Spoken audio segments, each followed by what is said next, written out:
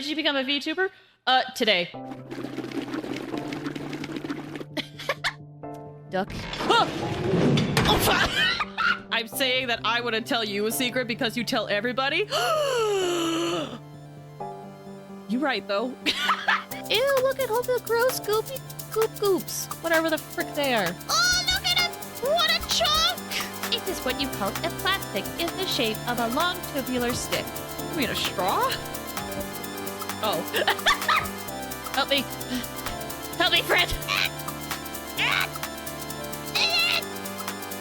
So how quickly am I gonna die if I just walk out into the... Don't fight me! We're not supposed to move! Wait for me, guys! Wait for me! Wait! Well, frick, step on me. Don't impede our vacationing or blow up these islands. I will stab you. Yeah! Do I dare look at you? Long arm's gonna come and find his way in. I don't think I'm there, right? Okay, I'm there! Oh my gosh, I'm in a hole! Wait! It always bothers me when there's no shampoo by a kitchen sink. Wait, what did I say? Did I say soup? Did I say soup instead of soap? Shampoo? What's worse? Shampoo? Please tell me I said soap this time. I said shampoo! No! Here we come!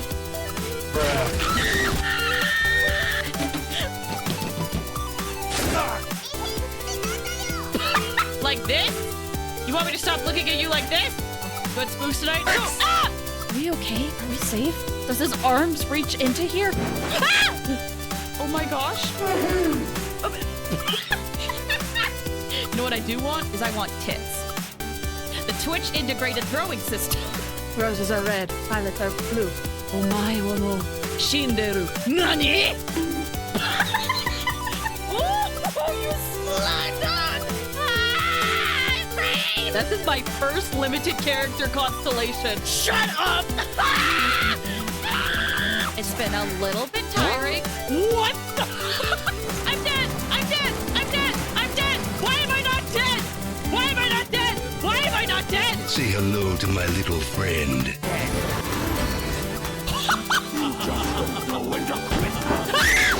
What the balls? Are you kidding me?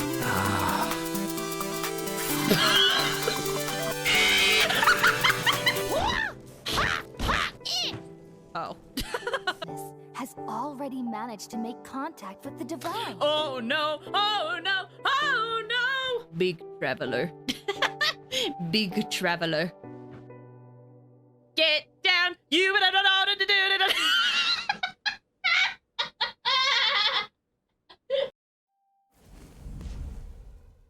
Hello! How's everyone doing today? I hope you guys are all doing well. Hope you're having a good Wednesday. And I hope that everything is okay in the stream. Oh gosh. For those who don't know, hi Flair! How are you doing? Thank you so much for stopping by. I hope you're doing well. For those who don't know, I didn't stream last week because I had to do a lot of computer stuff. That computer stuff involved me wiping my computer completely. Like, I backed everything up, but I lost everything. But I backed everything up. So, hopefully, everything's okay. Okay. This is fine. It's fine. Some things may not be exactly the same as before, but hopefully it'll be fine. You sound so panicked. This last week, man, has been just real stressful. A lot of late nights. Oh, trying to make sure things were working, trying to test things. I'm just a little tired, which is why I'm really just looking forward to a really relaxing, hopefully, Tears of the Kingdom stream, because, oh my gosh, I feel on an emotional level I need it. So, fingers crossed things work. I did a few tests, hopefully it should be fine. The last week has been just peachy. Oh no, it sounds like things have been bad for you, Flair. I'm sorry to hear that. Unless they have been fine, in which case, great. But it seems like they've just, on how that is phrased. I don't know. Maybe I'm looking into it too much. Oh my gosh. Okay, so Tears of the Kingdom. Let's talk about what we're doing in Tears of the Kingdom, shall we? Tears of the Kingdom. So we found out that we have to go and, like, find some glyphs. Oh my gosh. I'm also a little bit worried because I know when I first streamed this game, there was a desync problem, and I just hope that that does not happen. But yeah, we have to go and explore and find certain glyphs, which I know what to do, but when I loaded it into the game, I found myself in the middle of this, like, woods, and I was like, where am I? I'm all the way over here. And that's what I remembered. I have this side quest where it's one of the things says that there's something hidden in the left skull's eye, and we are, like, right there. So I was like, this stream is basically us exploring. Might as well go check it out. So yeah, might as well. So that's what we're gonna do. But then after I check this out, we need to do a lot of exploring. We're basically trying to find these types of islands and get glyphs. And then we need to go and decipher them in Kakariko Village. I'm in a bit of a sour mood for a certain game reason. Oh no! Wait, can I ask what game it is? I'm curious to see if I have, like, heard news or heard about or have an idea. I might not know anything, but I am curious. So we'll just head over to this. But in the meantime, we're just gonna head over to the Skull Lake, I guess. Not do that. I thought that was a flower I could pick up. Oh, yonder. Okay, I know exactly what it's about. Yep. Okay. Yep. Yeah. I have definitely been following that, which is fascinating because this is not the first time that game has fallen into drama. Yep. I'm aware. Just my heart goes out to all those who were affected. It's been a wild week. Oh, hi, friends. I probably should fight them for Matt's. Who noticed me? Oh, that's a Lionel! I didn't realize that there was a Lionel over here. I literally just walked past that thing. Oh, do I fight a Lionel? Kind of want to fight a Lionel. What type of Lionel is it? Oh, those are bombs. They turn into bombs. Dang, I wanted to go grab them.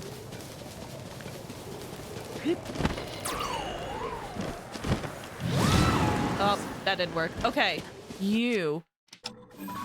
I didn't want to fight you guys. I just want to see what type of Lionel it is and if I should fight it. If I want to fight it. Man, a lot's happening at once right now. How's the volume, by the way? It should be okay, but you never know. Let's just collect these things and get more of the mats. Okay, this Lionel has been eyeing me. Which one are you? It's just a regular Lionel, which means it's probably really easy. Creator's so bad, I know the game's gonna suffer. Yeah! And the senpais quit the project. Yeah, they actually, their tweets ended up on my For You page, and I saw them. So, but yeah, the crew, I've heard, like, not just this thing, but I have heard some things over the years. Oh, there's that frog. I've heard some things over the years about the creator of Yandere Simulator. One reason why I haven't really checked out the game at all. Okay, where's that Lionel again? Hi, friend. Do you want to fight? Oh, you want to fight. What if I back away slowly? Oh, you still see me? What if I'm here? Nope. Oh, yeah. Okay, I guess we're doing it. And 2 more popular YouTubers dropped support for it. Oh, man, gosh. I missed that part, but... yeah.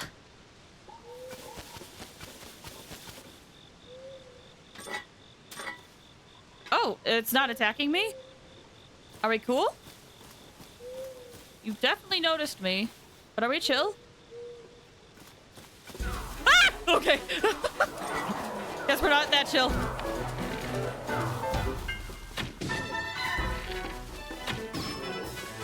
Well, I thought that would work. I was really curious to see how long we could do that. Probably should have just walked away, but it's fine. It's not like this thing's like a silver Lionel.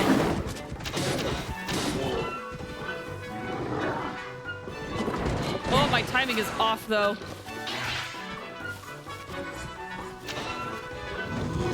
There we go.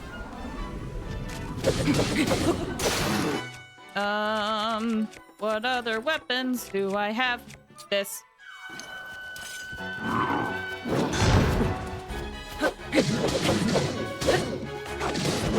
Oh.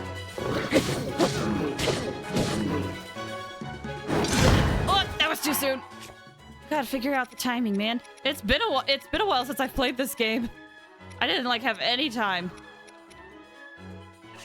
The reason why the news in the past ones was bad was because the internet didn't spread it as widely. That's fair. And in some ways, the internet is a lot. I don't know how to phrase this, but in some ways, the internet is a lot worse now than it was back then. Just because, like, people talk about news like all the time.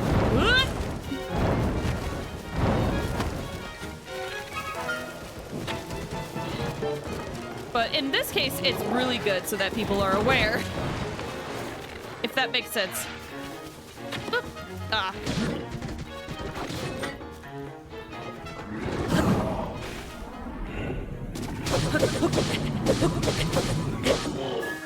I guess what I mean is when I say worse, I mean like a lot of people's are spreading a lot of misinformation, so it's hard to tell what is like true, but this seems very true.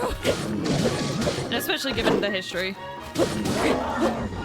Okay, yeah, that wasn't too bad. Give me goods!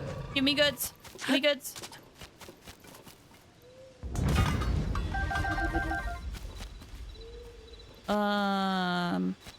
Okay, can't hear more of those. Okay, that's fine. We'll just continue this way.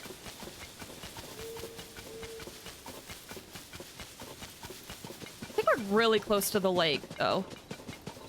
In some cases, the way the internet is now is good and bad, depending on the kind of gossip. No, it's very true. Like I said, in this case, I think it's good because people got to be aware of the situation going on. It's also good of like other situations, but in a way, it's bad, is because, especially now, people realize that if they say ridiculous stuff, they get engagement and attention to them. It's like that thing where it's like there's no such thing as like bad news or something, or bad publicity, is because you're getting a lot of attention, and that is what I think is very prevalent now. But it's also nice because people are more aware of issues than they were in the past. Hi, Red! Thanks so much for stopping by. How are you doing? I hope things are going well for you. And I hope so far everything on the stream is just fine.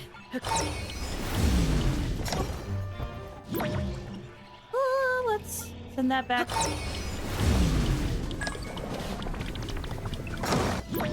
Perfect. Okay, like. Can I? Nope, send that back. Oh, dang it. No, send that back. Cool. Guys, also, complete side note. I know this has been, you know, very low-key, but I'm just really happy to stream again. I've been having, like, stress streams about streaming. I'm just happy to actually do it. Just relaxing and working. What about you? How are you? I'm doing okay. Hold on, let me get some water. I'm doing okay. This last week has been very stressful, especially with like the whole computer thing. So I'm just really happy to just sit back with chat, talk about whatever conversation comes up, and just take it easy and just make sure the stream is working, okay? You know, if the game was taken over by someone with better morals, would it be okay to support the game if it had a different game developer? Because this kind of conversation would have mixed responses. I mean, I would say so. Yeah. I would say so.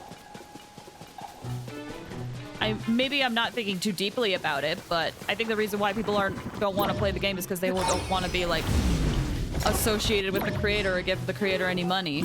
And I feel like a lot of that would go away if it's different. Like, you may not be a fan of Yandere's stuff, but if it's made by good people, then it's, well, whatever. People can make whatever they want. But I don't know. Maybe I'm not thinking of it at a certain angle. That's good. Glad you're doing. Thanks. By the way, are you ready for spooky month? Short answer, no. No, I'm not. I have thought about it, like, on things I could do, but I'm not ready. There's just been... My focus has been elsewhere. But it has been in the back of my mind a little bit on what I can do. One thing I was thinking of, speaking of spooky month, is before I started playing Tears of the Kingdom, and before Honkai Star Rail, we were playing Bendy and the Ink Machine, and I had wanted to do the sequel before Honkai Star Rail came out, but due to certain circumstances, I couldn't do that. So I was like, maybe I could play the sequel for the spooky month. But also, given my schedule, is I don't know how often I will be able to stream during the spooky month. It's one of those things where, like, oh my gosh. Hi. Did you guys spot me? Oh, they can come up here.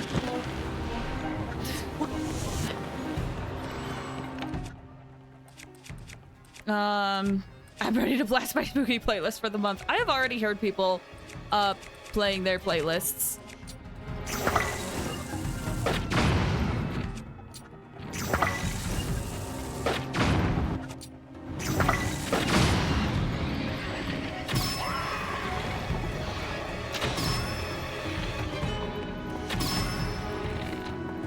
Hold on, this is requiring some of my focus.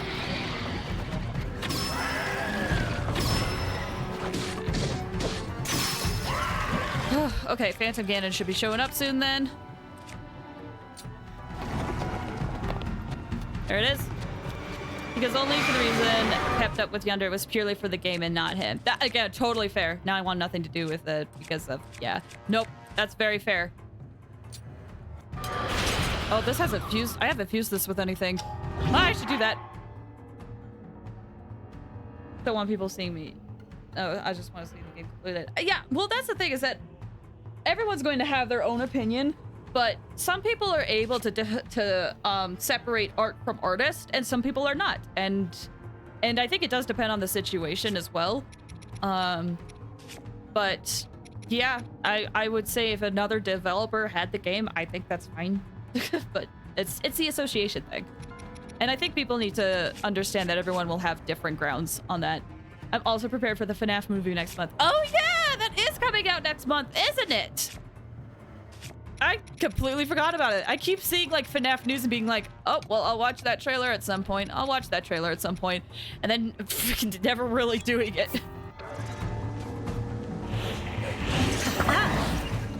Woo, okay.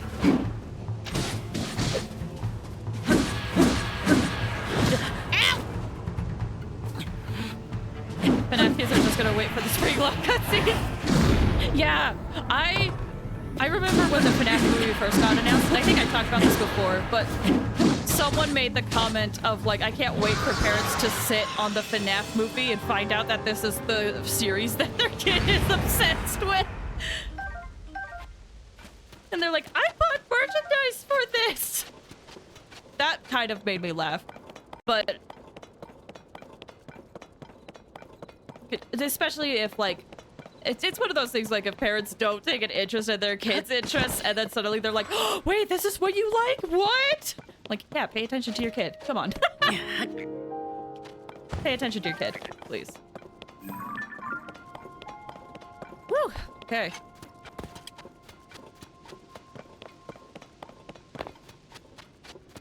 Again, I haven't... Okay, so I haven't seen any of the trailers. What are your guys' opinion on the FNAF movies as of right now? And obviously trailers may not do a movie justice or it might overhype a movie, but what are your guys' thoughts on the movie? Is it like exciting? Is it meh? Is it what are your guys' thoughts? The only thing I hate is the film is PG-13, even though an R rating would fit the overall tone. It would. I think it depends on how much they want to show, you know? Like, if they don't want to show much, I think PG-13 makes sense. But if they want to show the detail, then it should have been R, yeah. Hi, Mock! Thank you so much for stopping by. How are you doing? I hope you're doing well. We're just talking about FNAF movie and games and such. Oh, there is something at the top. And I know there's like this arena, but I don't think I'll be, well, I don't think this, yeah, it's not high enough to take me up there. Nothing better than seeing a kid's parents reacting to a grown man killing children and seeing him. Yep. Good old kids show. Oh, there's a, I should get this. I should get this shrine before we go in there. Hold on. What I think they should do is pull a reverse Deadpool. I haven't seen Deadpool, so I'm not sure what that implies. I've had a rough couple of weeks. Oh no, Mock. I'm so sorry. In a way, I sympathize because the last few weeks have been very tiring for me. But, I mean, we're both going through different things right now, so I just hope things get better for you. Deadpool released as rated R, but made a special PG-13 version. Oh! I see. That does kind of make sense, yeah.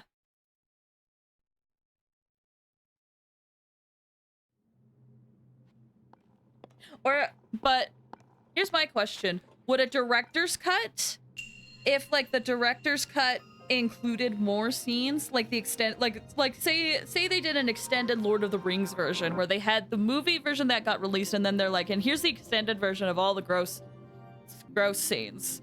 Would people be okay with that, I wonder? 16-year-old cat got pretty sick. I mean, oh no, Mock. That is rough. I am so sorry. I'm so sorry, man. I hope take all the time you need with that. That's rough. I'm sending good vibes your way. Release in theaters as PG-13 and release our version later. Yeah. Like an extended version of Lord of the Rings. Kind of. Because I say extended because I imagine those additional cutscenes would add more to the movie.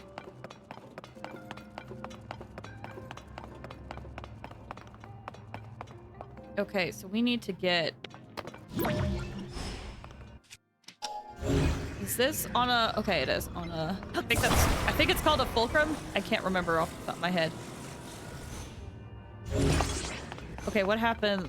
There's a switch. I thought the people making the FNAF movie said they wouldn't hold back on the gore. Plus, if we're being honest, PG-13 doesn't necessarily mean they'll hold it back on the language. That's fair, but I'm not too familiar with the rating system. So part of me wonders if... Oh, that just brings it back. Okay, part of me wonders if, like, would excessive gore contribute to the rating? Because if they say they're not going to hold back, but it's rated PG-13, that's not going in. Then I wonder... like, how they would go about that. See, the entire franchise of FNAF that's not going in. Is about dead children being stuffed into suits possessive, then they go and take out many knights. I don't think people would be mad or weirded out about an R version. No. That's what I'm saying is that if they do PG-13 now, it's okay. People would be happy if that came out later. Okay. Oh. Gore does increase the rating. Okay. Most of the gore isn't shown in FNAF, right? Yeah, I think that's... in the games, a lot of the gore is not shown, usually. And if it is shown, it's usually done in, like, a pixelated version, I believe. I'm not too sure. I think the goriest thing is the spring trap. Yes. It's mostly implied under the suits. Yeah. So this is why I wanted to ask, because sometimes people's expectations can differ from person to person. Oh, just barely.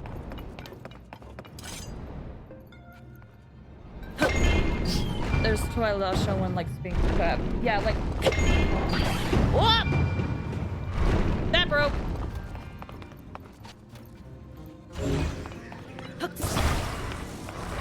Well, let's try to put this back on. Okay.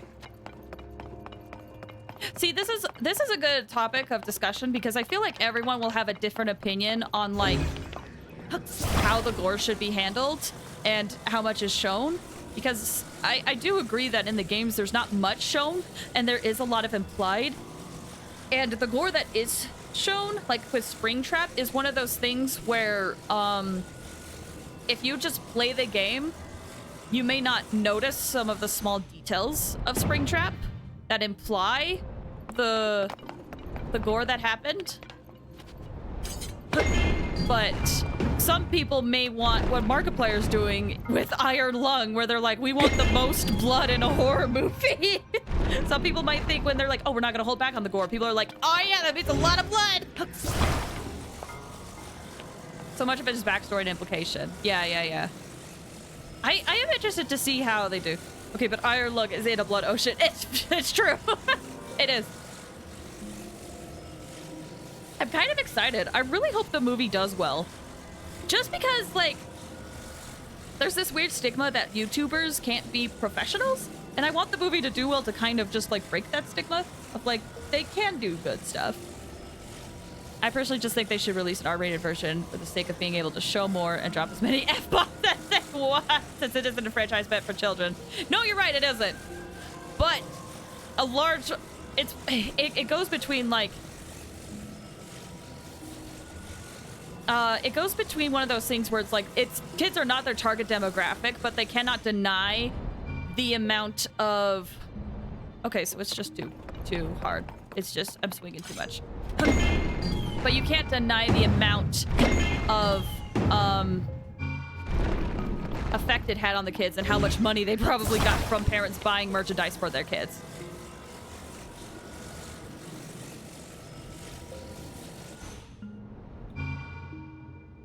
That wasn't enough. Oh. Oh! Oh! Oh, I wish that worked. I wish that could have worked.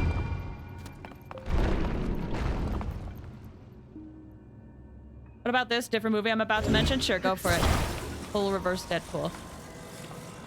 I think both could work either way. Whether they do,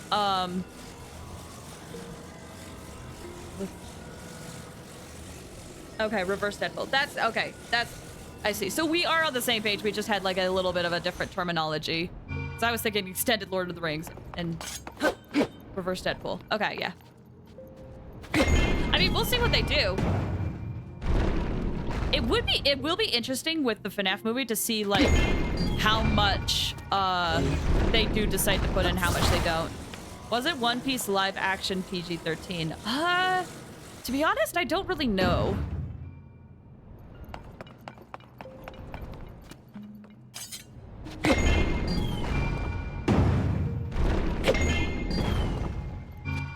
I'm not sure, but I think it is supposed to be PG-13. I think.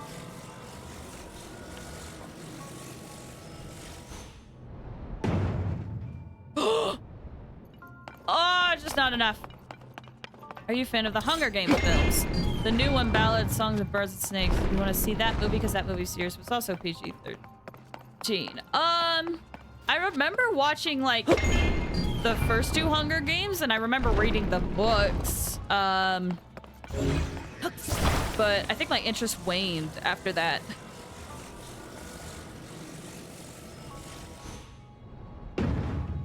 Dang it.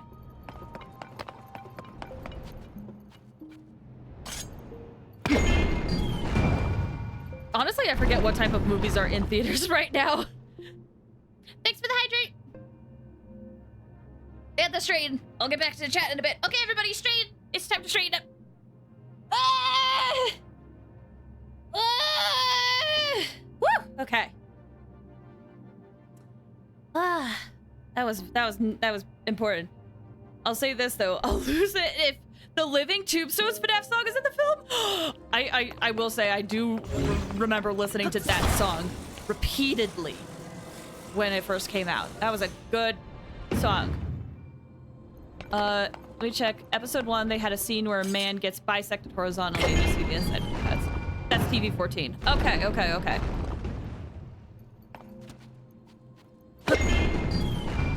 Yeah, see, I wonder if, like... I wonder... Again, I don't know what the movie is like, and I haven't seen the trailer, so I don't know. But it's not in the film from what we know, but if it is, I'll lose my mind. Yeah. You could get pretty gruesome with that rating. It's true. But part of me wonders if, like...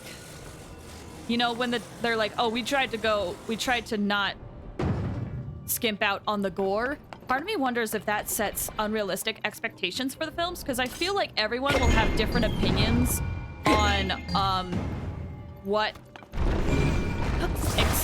gore, like what a good amount of gore is. Because there's some people who don't mind gore and actually really want a lot of gore, and then there's like, oh yeah, baby!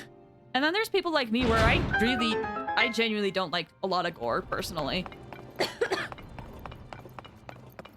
Which is unfortunate, because I know a lot of good things have a lot of gore in them, but I just personally don't like it.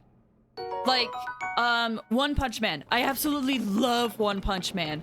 I do wish it was a little less on the gore, but I understand why it's like that, because it's supposed to be satire. And compared to some things, One Punch Man is very tame, so... Suddenly the film is over, and... the dubstep. Yeah, that'll be insane. I am interested to kind of hear about what they will put in the film, though. I may not, like, go see it opening night. I don't even know if I will go out myself to see it in theaters, but I am interested to see how it does.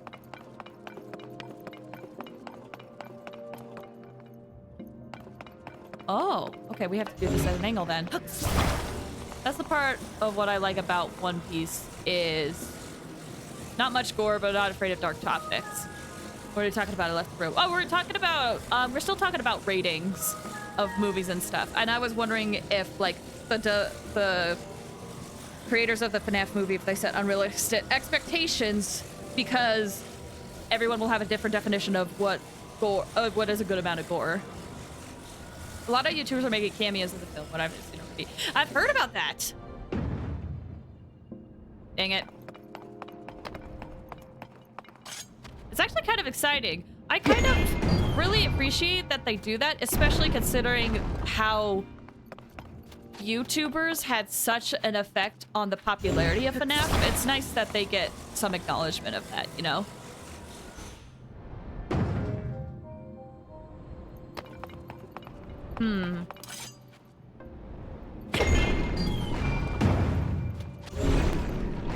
Oh, that's gonna knock it off. I hope Mark is in the film, since he was one who... I hope he is too. And if he's not, I think it's gonna be a little sad, but I also understand why. Mark seems like a very busy person. Scott was and always will be great. Or Scoot? Is it Scoot or Scott? Always was and always will be great for the FNAF world. Scott. Okay, yeah. Boom! Oh, that was too much. Okay. Noted. Just not too fast. No worries. I just wanted to make sure. I haven't streamed in a bit, so I feel like my, I have to rework my reading comprehension. We need the king of Five Nights at Freddy's! Yeah, it would be nice if he was in it, but I also understand if they couldn't, because he's such a busy person. Oh, just too much. I don't think that's gonna loop back around. Unless, no, I think that's off. I think that's fallen off. Yeah, I don't think there's any recovering from that. I will always remember, like, Jacksepticeye appearing in, what was that film? The Nice Guy film? Ooh! Yeah, I don't think that has the momentum.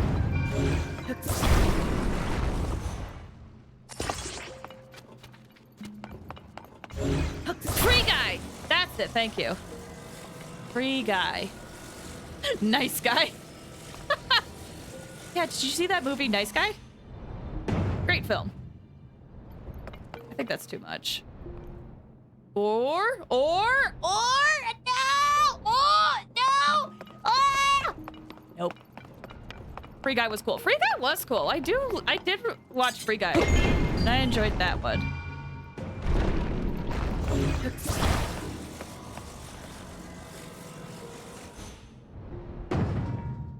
Nope.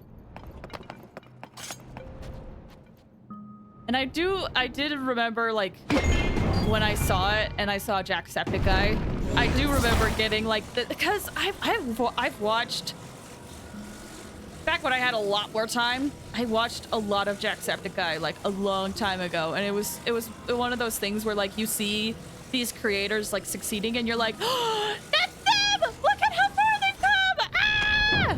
I was really happy for him. Ooh, ooh, ooh, oh, baby, baby, would you go in the hole? Oh! Oh, yeah! Let's go!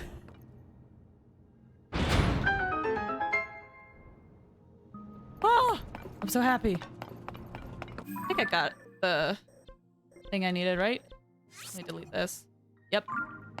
Just out of curiosity, I want to know if you've ever seen these two films. Sure, go for it. Chances are probably not, but I'm down to see. I need to watch more movies. It's just sometimes the idea of sitting down and watching a movie just sounds very exceptionally boring to me, except on certain occasions. I need to see it. The Dark Crystal and Monkey Bone. So I have seen The Dark Crystal. That was a movie I remember they showed when I was in school on, like, some sort of day or whatever. And it scared the crap out of me. And then I watched it later and I was like, I mean, this movie is still unnerving, but it's not as scary as I remember, but I'm still uncomfortable. So yes, I have seen The Dark Crystal. Monkey Bone, no. I love the scene when Guy pulled out Cap's shield and it was just cut to Chris like, what? I do like how when developers can put in nods and references to the actor's own work in a show or a series. I do appreciate that. I love it. It's like meta. The meta in the acting community.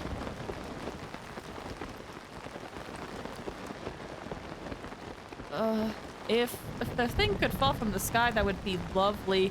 Because there's no way I'm gonna climb up there. Oh, I have electric things. Seen both those and I enjoy both of them. I loved all those movies. Yeah, I've heard it's one of those things where, like, they are peculiar, but they're also still good movies. That's good. And then my weapon? Okay. We should be fine now.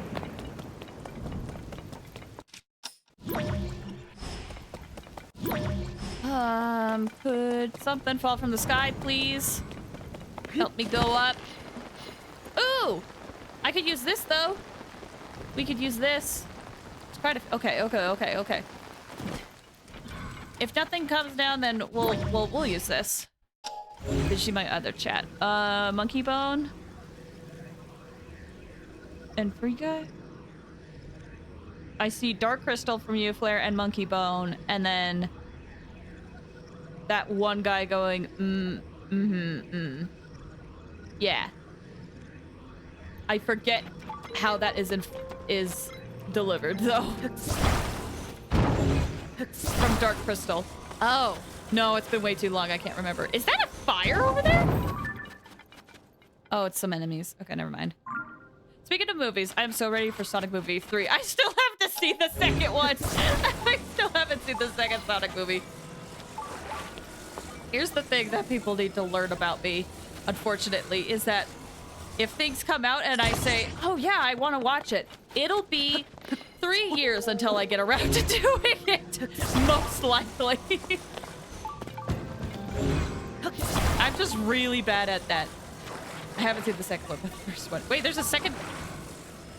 But oh, go watch Sonic Movie 2. I know, I've heard good things about it. It's just bad.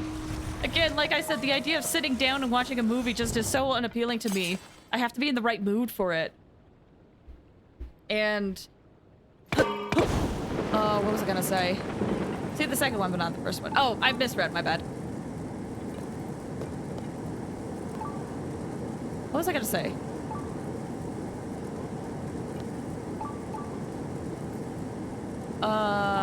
Oh my gosh, I literally lost my train of thought. My radar behind me is freaking out. You guys can't see it. Hold on. Look at my radar. Oh, is it coming down? Nope, there it goes. It's having a time. It's trying to find that sticky frog. It's somewhere.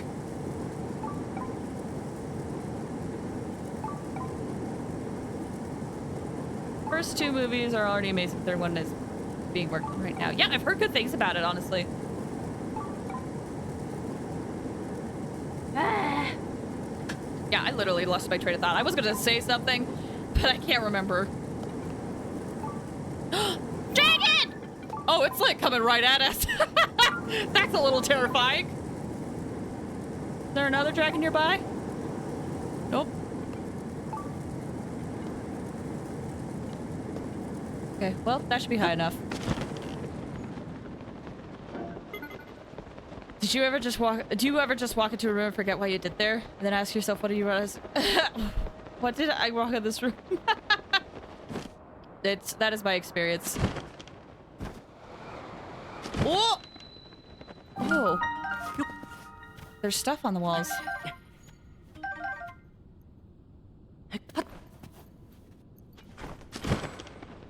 Okay. Dude, I still have to see the Mario movie. Oh, I remember what I was going to say. Here's an example of me not watching something soon enough. Yuri on Ice. When that show came out, all of my friends were talking about it and were like, you have to watch it. I'm like, I want to. I really, really want to watch it. But I'll get around to it eventually. It took me 6 years to watch that, I think. Something obscene. Like, that anime is like 12, 13 episodes, something like that. And it took me definitely over 3 years to actually sit down and watch that. So, the people who want me to watch stuff, I thank you for your patience. Yeah, I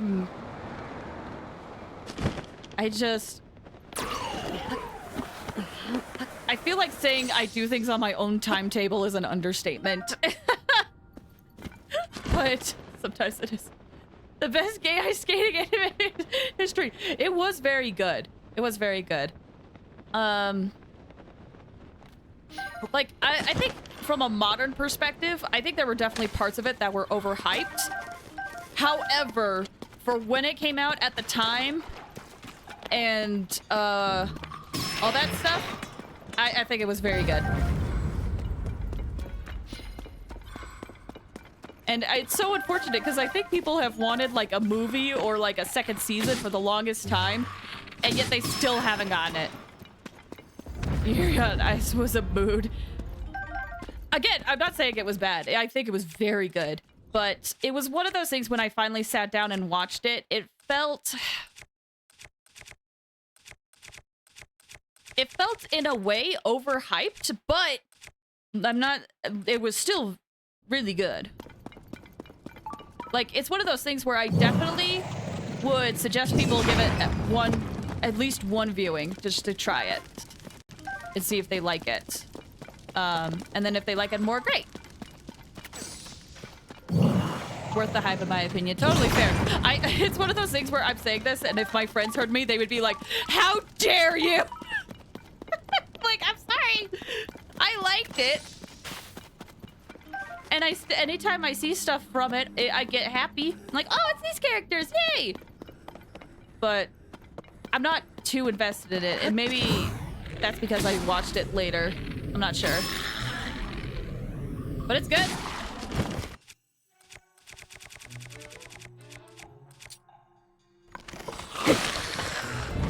I respect your opinion, but my is great. I know.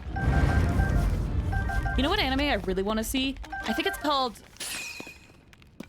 Sasaki and Miyato? Oh, I forget what it's called. But I want to watch that one. mainly because in the English dub, one of the main characters is voiced by Kellen Goff, and I want to see how that is. Sasuke and Minato! Yeah, that one! I really want to watch that one.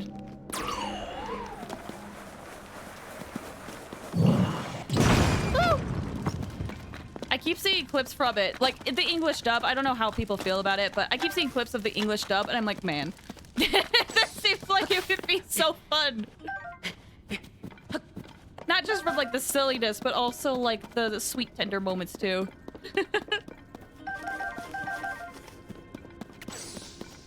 But knowing me, I'm not gonna watch it until, like, 2025 or something. I'm like, I wish I could have more moments where I feel like I won't just want to sit down and watch something. I love Sasuke, best boy in the world. Is Sasuke the one with the dark hair or the orange hair? I think it's the one with the dark hair, but I'm wondering if... Orange hair. Okay, so that is the orange hair one. Mm-hmm. Yeah, that's the one that Kellen voices in the English dub that I was like, I really want to watch it. Because he was talking about it on Twitter where he was like, I don't typically have a voice that would be of a protagonist, but they still gave me a shot on this role, and I'm really happy about it. And I'm like, well, I have to watch it now. Jello Apocalypse is in the dub. Wait, are they really? There's a Stelnox nearby. Oh, hi! Really? Jello Apocalypse? Ow! He's a voice actor. Oh, I didn't know that. Do we... Okay, here's my question. In the credits, does he go... Is it his name, or is it Jello Apocalypse? Like his real name?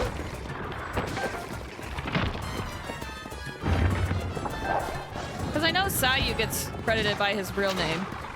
And I'm just wondering if, like, other people do. He's open about his real name. Okay. What is his name? I'm wondering if I, like, can recognize it, or if... Brendan Labber. Okay, I'm not too familiar with that, but that's awesome. Dang, mad respect. I really genuinely have a lot of respect for, like, YouTubers who are also voice actors, which it makes sense because, you know, voice actors need money and sometimes getting gigs is not super reliable. I have a lot of respect. Like, people like Sungwon and Sayu.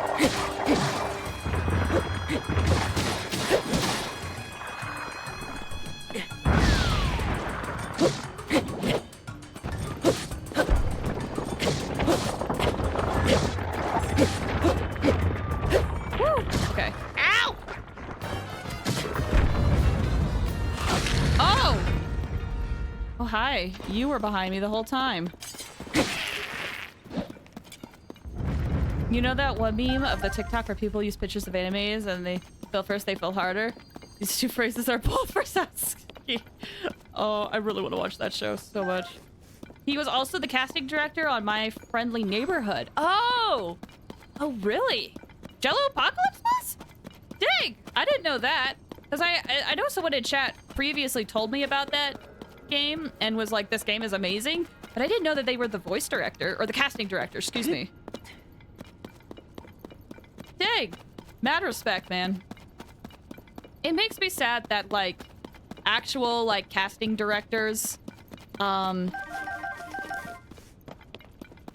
of, what is it? They see, you know, their credits as, like, oh, you do YouTube stuff. That means you're not legitimate. And then, like, people on the internet, some people on the internet have that mindset too. And it makes me really sad because these people are very talented. And it's like, just because someone is a YouTuber doesn't discredit their work. Makes me sad. They fly on the radar. They do. Like, I think Sungwon has talked about how he did not get roles because they didn't know if they could trust a YouTuber. And I'm like, that makes me sad. It's one of those things where, like, I understand the mindset only because that was a very popular mindset, like, a couple of years ago. But it still makes me really sad.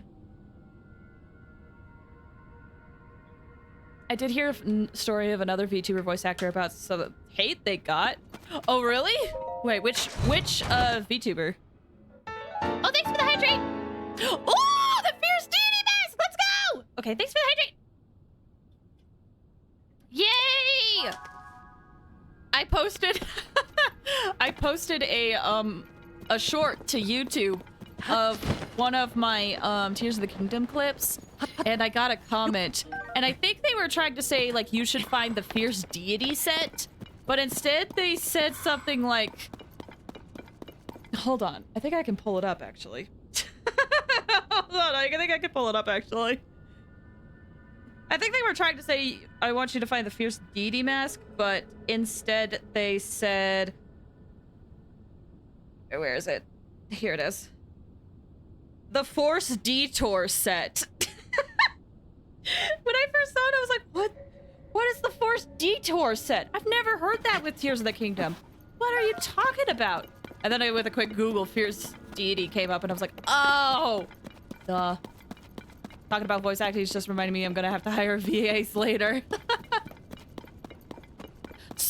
Which, speaking of, well, I don't know how many people here also stream, but the Voice Actors Guild, they are gonna, for video games, are going to, go into negotiations about stuff.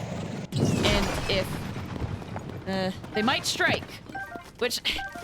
It's probably borderline political talk, but just as a heads up for people, that might affect Genshin streams. It might. I don't know. I'm still figuring out what to do in that. I need to see what they say. So we'll figure it out. I hope one day to become a VA. I love playing characters and acting. It's all part of my love in all forms of arts. I know, like, I really love voice acting too. I will 100% admit I'm not the best at it, but I love it.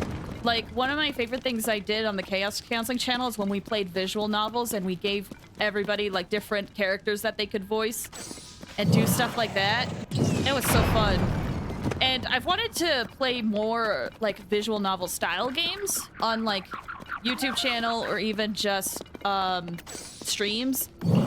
But that does take time away from chat, and I like chat with you guys, so I'm trying to figure out a balance of that. But I haven't done it in a while. Marissa Lenti, who goes by Vixen. Oh! Apparently her first announced role was a smaller part in an anime, and someone from her hometown sent her actual hate mail saying she'll never make it. She only has a no-name role. She's already been casted in One Piece and Fairy Tail at that point. Don't you love that? When people are like, you'll never be successful. And then the person's like, all right, bet. I'll prove you wrong. I'll know a fun fact about me since I was a choir kid. Sure, if you're open to sharing.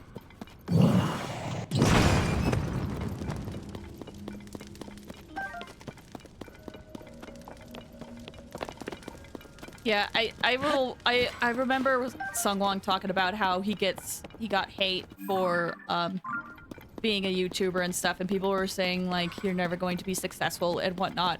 And now he's like a very acclaimed voice actor. He's in God of War, which won multiple awards. And I think he's won awards. Anyway, we love a good story like that. Oh geez, where did it go? There it is. I love doing the voice acting. It's so fun just to do goofy voices. I hope one day someone will hire me for like anything. Doing VA stuff is super fun though. It is really fun. It's so much fun. When I was little, when I was young, I wanted to be a voice actress as well. And part of me still does. And I still keep up with like the industry and learning about stuff, but my interests have aligned. However, it's definitely something I still want to practice and work on. Because I would love to do it more. Sungwon is in God of War. Yeah, in Ragnarok, right? That's the newest one. He's the squirrel, I believe? Sungwon? Yeah, he's the squirrel. Alright, got the Fierce Deity mask. Next on the agenda, I think I want to go over to Kakariko Village and get some of these deciphered. Because I was looking through my photos, in-game, and I realized I have a lot of, like, texts that still need to be deciphered. That's hilarious. It's great! Tosker. I haven't played God of War, so I don't know their names. but I do remember there's like one cutscene where you can keep hitting a bell, and like I think it is a squirrel that just keeps being like, I'm right here, I'm right here. That's Sungwon. That's Sungwon.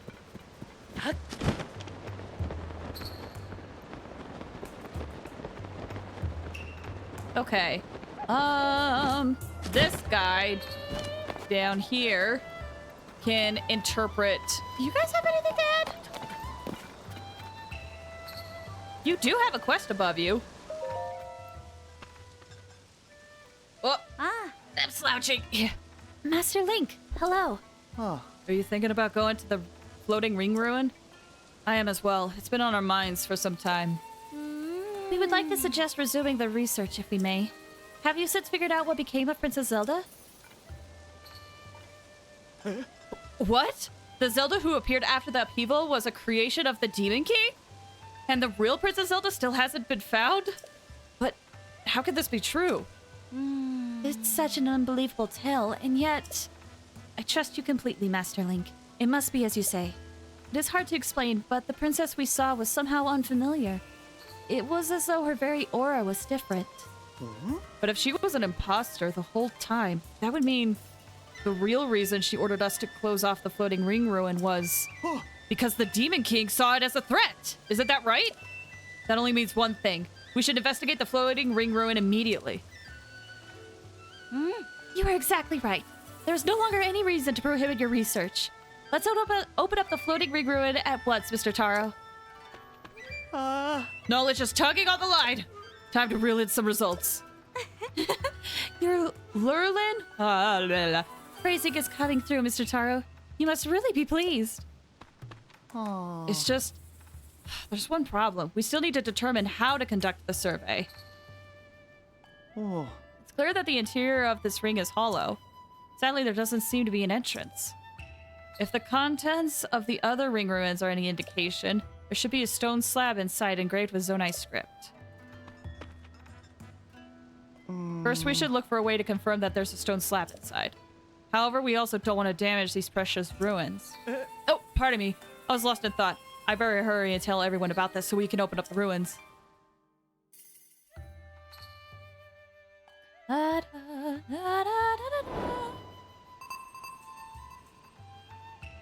New main objective. Okay. Secret of the ring ruins. Let's see. I believe there's a stone slab carved with Zonai writing. Okay. Oh, for that.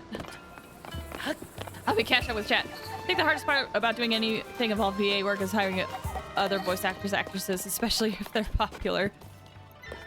I mean, that is difficult. I think the hardest part is, and this is more so on like a bigger level, is knowing how to keep things secretive, because it's one of those things where like actors probably don't know what they're auditioning for until they actually get casted. Like, I'm pretty sure the new cast of the Persona series mentioned that they had no idea they were auditioning for Persona until they got the email saying like, congratulations, you're Akihiko in Persona. They're like, what?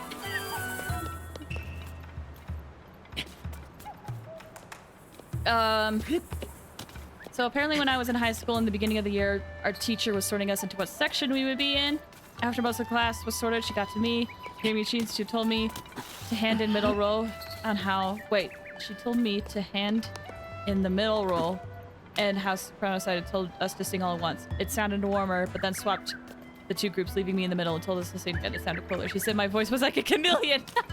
That's awesome. Stand in the middle row. Oh, okay, I see. For example, I'm working on something that'll involve voices later, and I know 4Es want to get, but they would be expensive. Yeah, that is hard. It is definitely hard because everybody, at the end of the day, everybody in a project wants to be able to pay their rent and food. Oh. Whew. I need more water. We're about to do a lot of reading.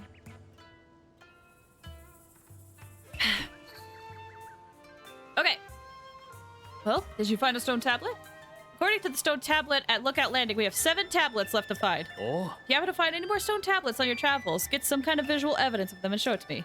I'll make sure there's a nice reward. Here's a picture. I knew you could do it. I'm excited to get a look at this.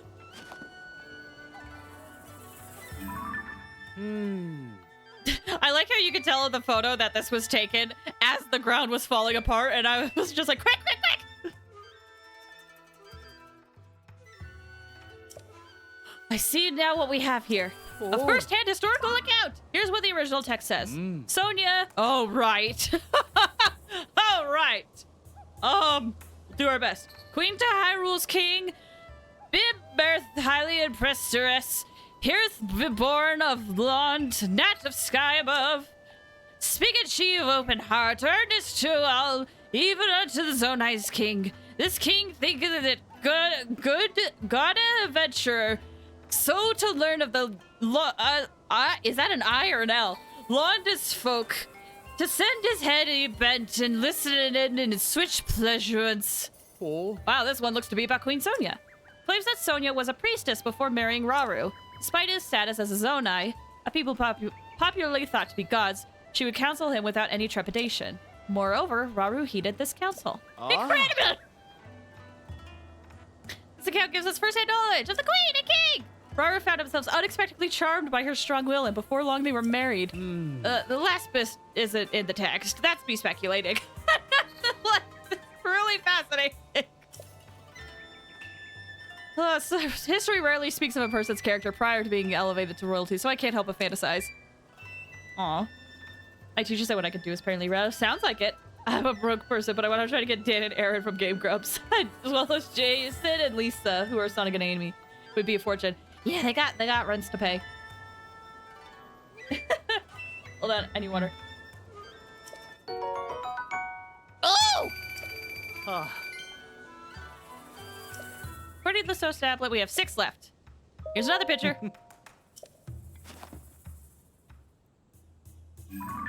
This one's also falling apart.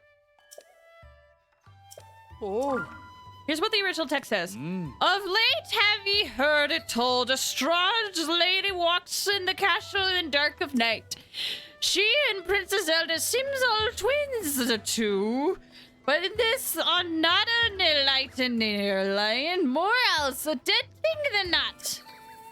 When she is asked about this walkies, Princess Zelda of that been no thing remembering. What monster or spirit of darkness be in this vision? So afeared, why am of, or is that I am of many imaginings that I cannot sleep in. That's what is an ancient ghost story. Okay. Just enter the stream. Hi, welcome, Rex. Hope you're doing well. If they had a Fiverr or something, it'd be easier to get them. That's true. Hollywood's art department needs some serious makeover and payment. Yeah, that's true. I've heard the Writers Guild is having good things happening though. That's nice. The first-hand account of a ghostly or maybe corpse-like woman who appeared each night looking just like their Zelda. No matter the era, it seems, people can't resist sharing a good ghost story. A bit like how there have been eyewitnesses accounts of our Princess Zelda in the newspaper, even though she's missing. Could our Zelda be a ghost too? No, of course not. There's no such thing. As a believer in science, I should know better than to suggest such things. Please forget I said anything. I mean, I don't know. I think it's possible. AI should be banned from big Hollywood projects. I do agree. Or if it is used, it has to be used in a very regulated and controlled way that doesn't take away art from humans. Which, as of right now, it seems like something that a lot of people are not considering. So let's just not do it.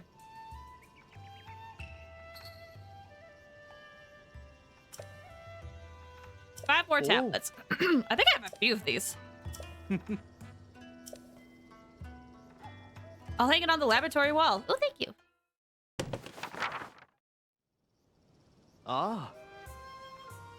If they use it for means they have caused the lane. Here's the thing. I still have feelings, even if it is online, because so many voice actors have spoken out being like, hey, don't use my voice, please. So there has to be a line to be drawn with it, and there is none right now.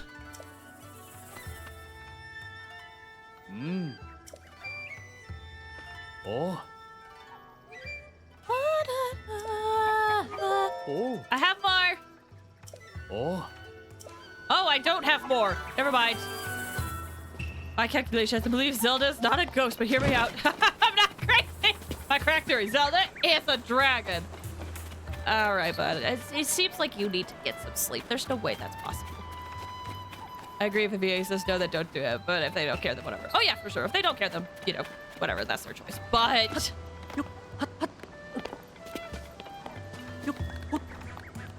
But that is, you know, if.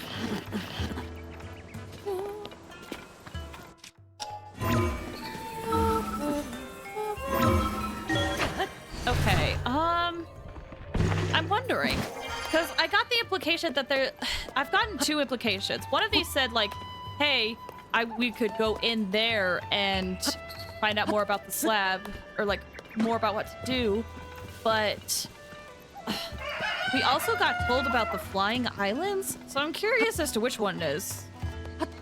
Which one is good? At least we can walk in here like that we couldn't before.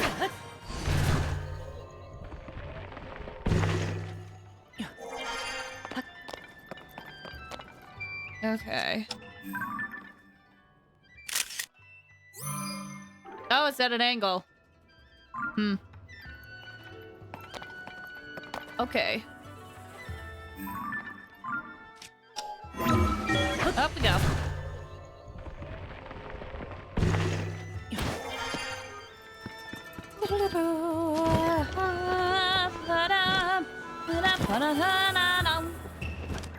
Crazy, I swear I told you to sleep. I think you did sleep. I think you did sleep, bud. Oh. Oh, I took a picture. Do I have to give it to these guys? He didn't just, did he? Oh. Looks like he disappeared into the rig. That can't be right. I forgot I said anything. I must imagine it. Here's this image. What's this you got? Could it really be? Oh. Paya! Can it? Look at this!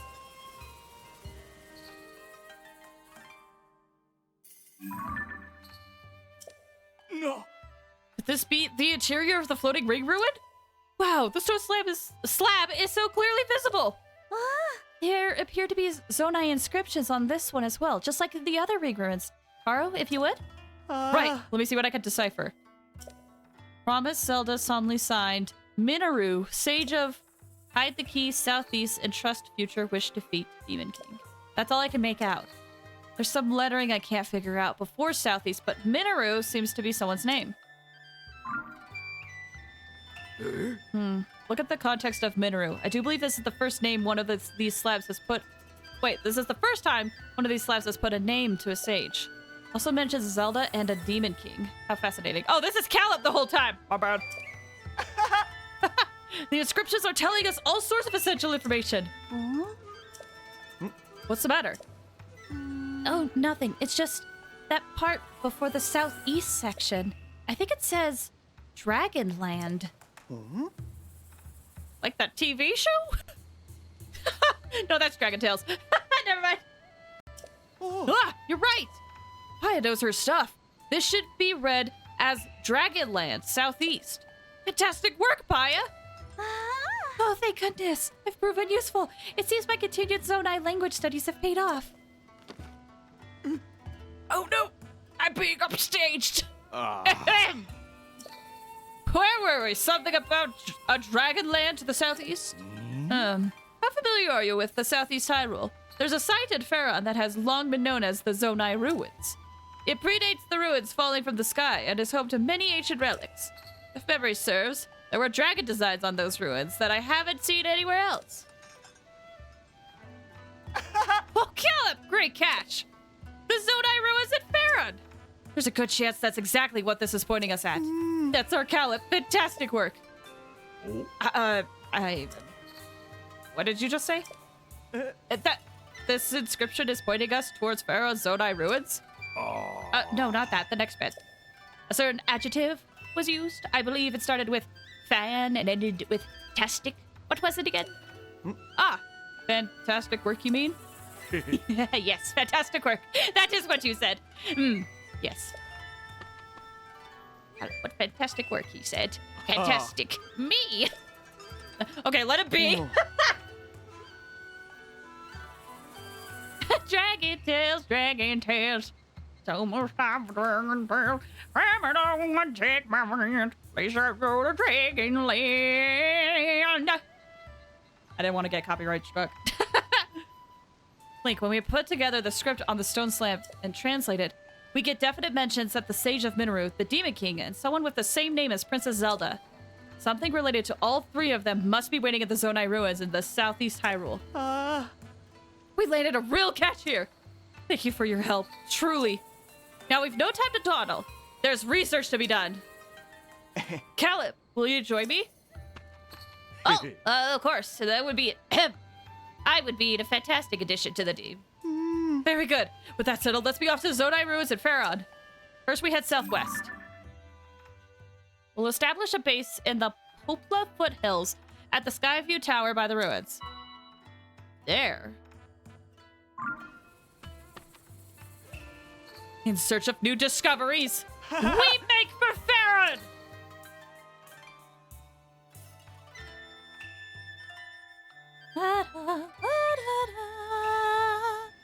And they're off.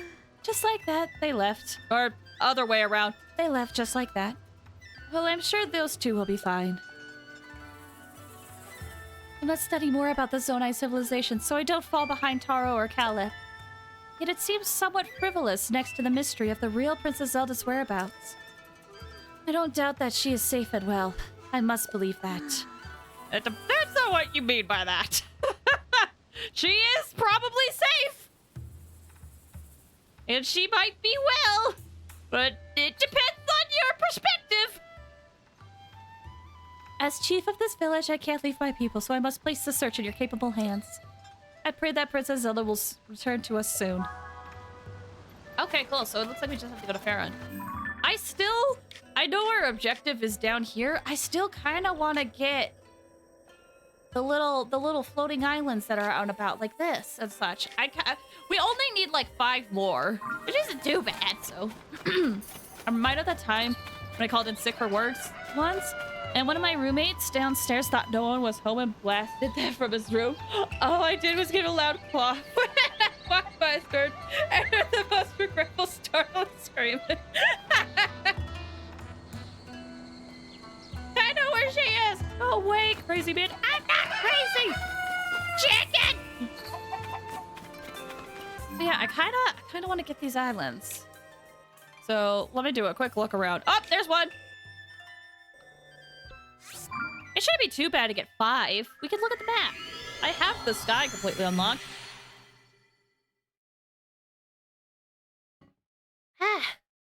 Now I have that main theme song stuck in my head, and I can't say it because it's copyright.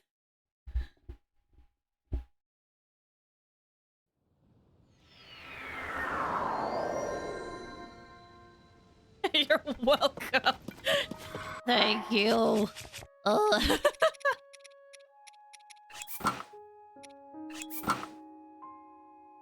Sure. This is such a ridiculous cut off. Okay. Oh, you know what? I don't think I ever solved the puzzle that's here, but I know there is a puzzle. War Thunder has the funniest community of self-incriminating fools. War Thunder? War Thunder? Is that a game? Barry! It's a military vehicle game. Oh. Wait, it's not... Is it gacha? Or am I gonna get mixed up with another game? The advance keep leaking actual classified military documents? Oh no. No, not gacha. Okay, I'm thinking of something else then. Do you already have games in mind for the next poll after you finish this game? If so, mind sharing. I do have thoughts. I don't know off the top of my head though.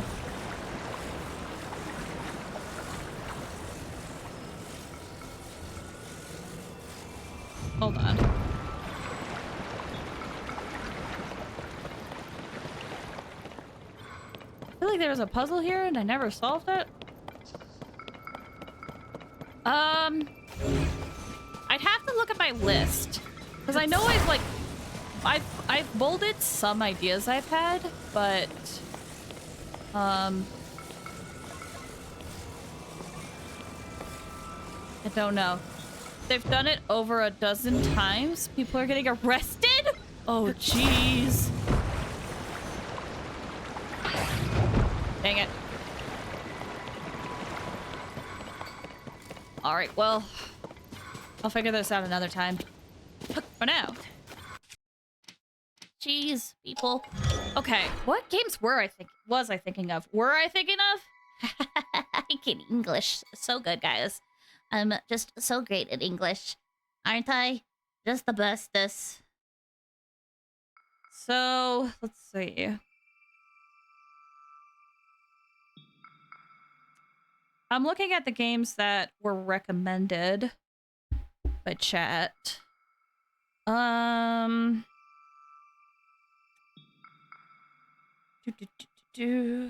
see.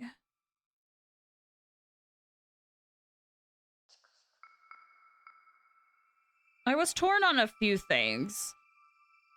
It's one of those things. I don't think I actually can decide on what game I wanted. I have some options bolded, but I think those are old.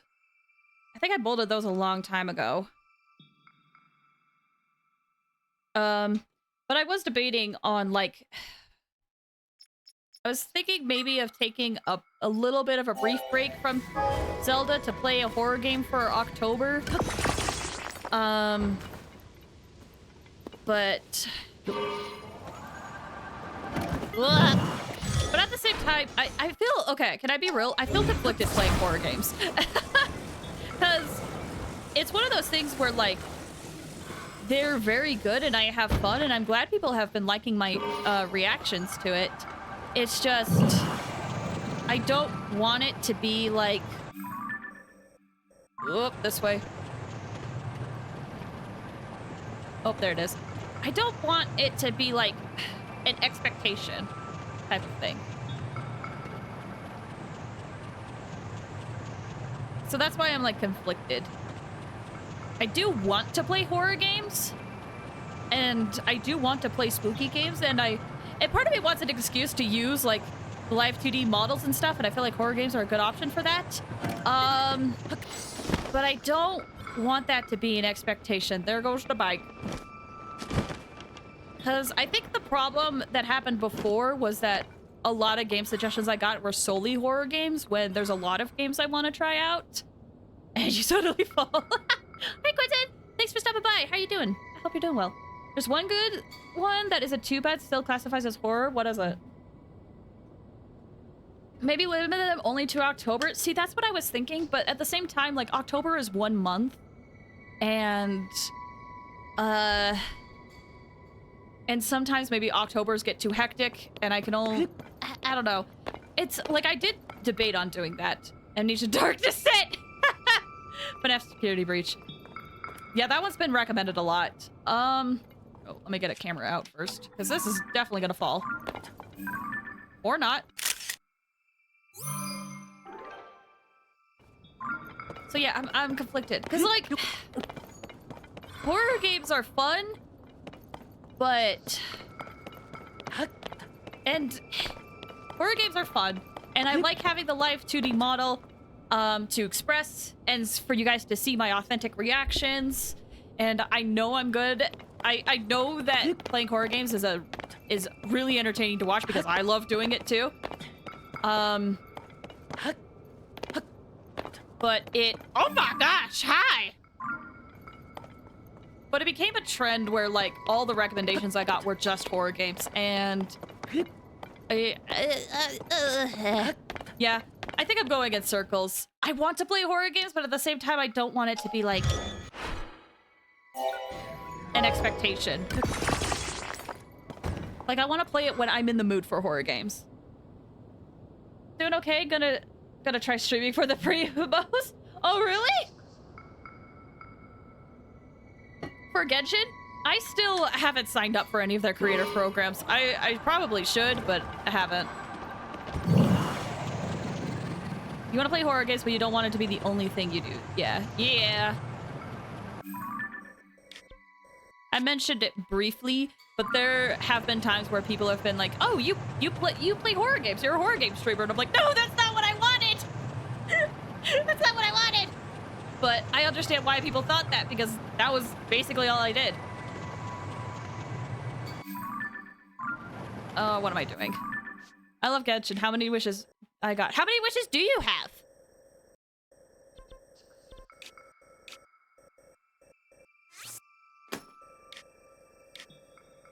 Does this? Okay, I'm assuming if they aren't lit up, then I haven't gotten them translated. Okay, we'll just go over here. Maybe make the rule that the whole horror game is playing as spontaneous only, so you don't make set plans, but it can be it can interrupt ongoing stuff. Maybe that is a thought. Right now, 250 and counting. Congrats! That's awesome. I'm so proud of people who are able to save up your wishes. Good job. That's hard to do. Congratulations.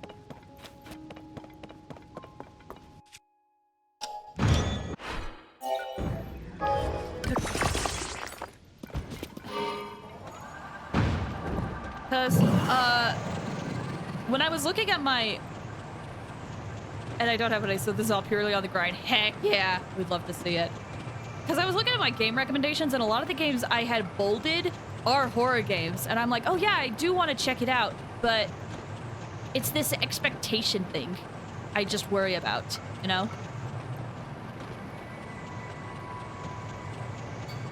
Like, I want to play them because I want to play them, not because I feel pressured to play them. And it also, like, if I feel pressured to play them, that's not a fun thing to watch, you know? Have you guys ever watched streamers where it's like, you could tell they've been pressured by their chat to play something and they're not having fun with it? I don't want that. I want to do stuff that is not only fun for me, but is also fun for everybody to watch. Because that's how I have fun, and that's how I think most of us can have fun, too. Okay. I think there was another one over here. Those are small islands. Aha, here's one. I finally finished the R&R quest! Yay! Congrats! How'd you like it? I'm of the opinion with the R&R quest that, it sucks because, like, I think the beginning is good, and I really like the ending. The middle section of that quest is just way too long. They could have shortened that down immensely. But by the end, I liked it a lot. Playing a game by obligation is not really fun. Yeah, and I feel like that sets a bad precedent for, like, what the streams can become, you know? Okay, where is the island?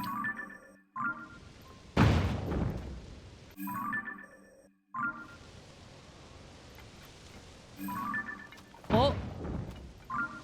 Oh, there it is. It is. It's so long. It really is. Like, usually I don't mind, but that quest in particular, it really did feel like the middle section of that quest was way too long. Oh, there's a dress there. Well. Too long. I love the ending of the middle section, though. Oh, true. Yes. That, too. But it just... it's so much of a slog in the middle. They could have lessened that immensely. So whenever people say they have a hard time getting through that quest, and I ask where they are, and it's, like, in the middle, I'm like, yeah, I get it. No one should feel obligated to play any game unless they feel that themselves feel that way. I agree. Hold on, let me take a sip. And also, the reason why I feel this way is because I've been on the internet for a very long time.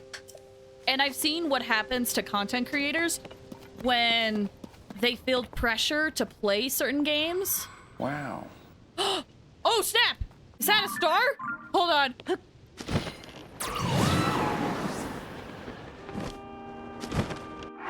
I need star fragments. Hang on.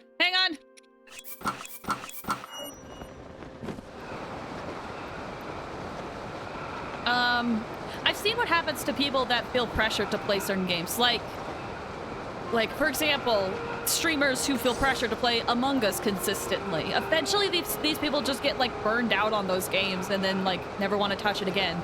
And I don't want to do that. I quit in the middle when I reached the book part. It got so confusing. It is confusing. It really is. So I can't blame anyone that, like, has a hard time getting through that quest. Because the middle section is such a slog. But the ending is really nice, in my opinion. Come here. Okay. Back up we go.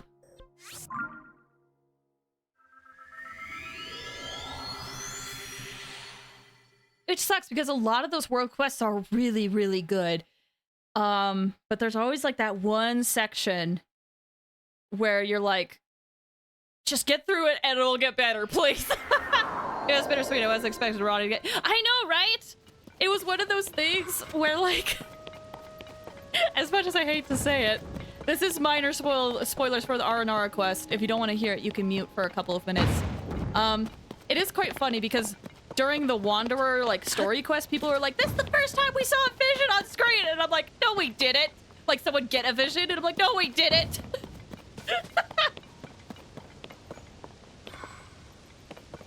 It's like, you didn't do the world quest, and I can tell. Okay.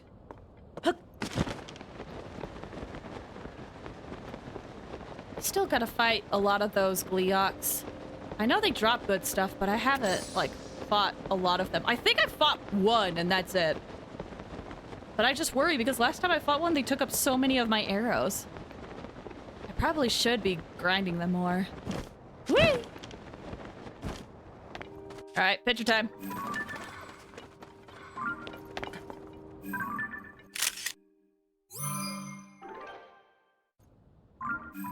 I've been saving this, haven't I? Hopefully. This is the first time we see a character we actually care about getting a vision, and not some character I would ditch saving in a heartbeat. Haha, fun! I really love world quests. They're so good. They can be hard to get through, but it's worth it. Like the Jet quest? Oh my gosh, I have so many feelings about Jet. Jet is so amazing and precious, and I love her absolutely to bits and pieces.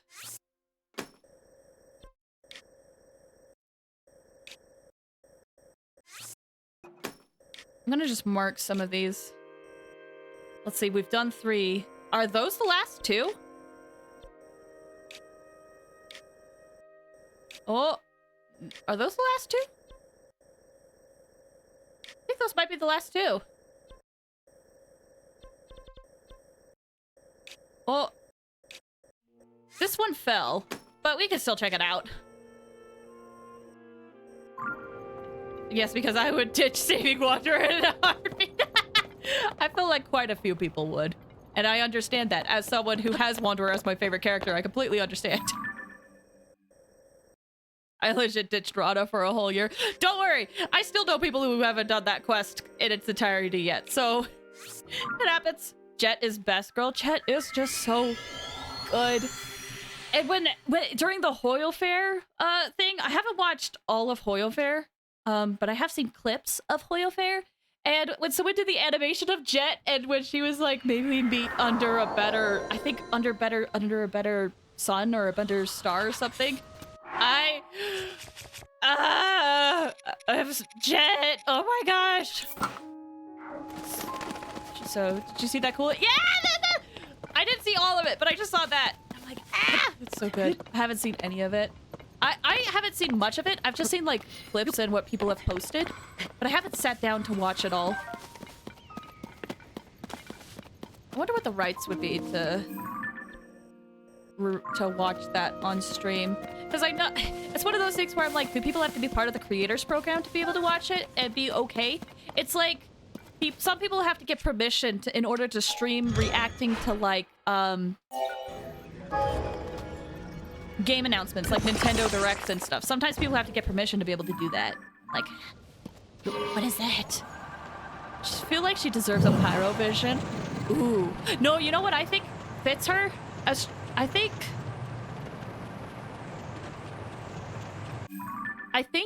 just because of all of like all of the justice that she was enacting in those quests, or like being like, this is wrong, I'm doing this because I think this is right. I feel like a Hydro vision would fit her. I want another adventure quest with Jet that maybe could be voiced. I would love it if Jeff got to be a playable character. Yeah! Dude, I would love it if Jeff got to be a playable character too. Oh, I overshot that.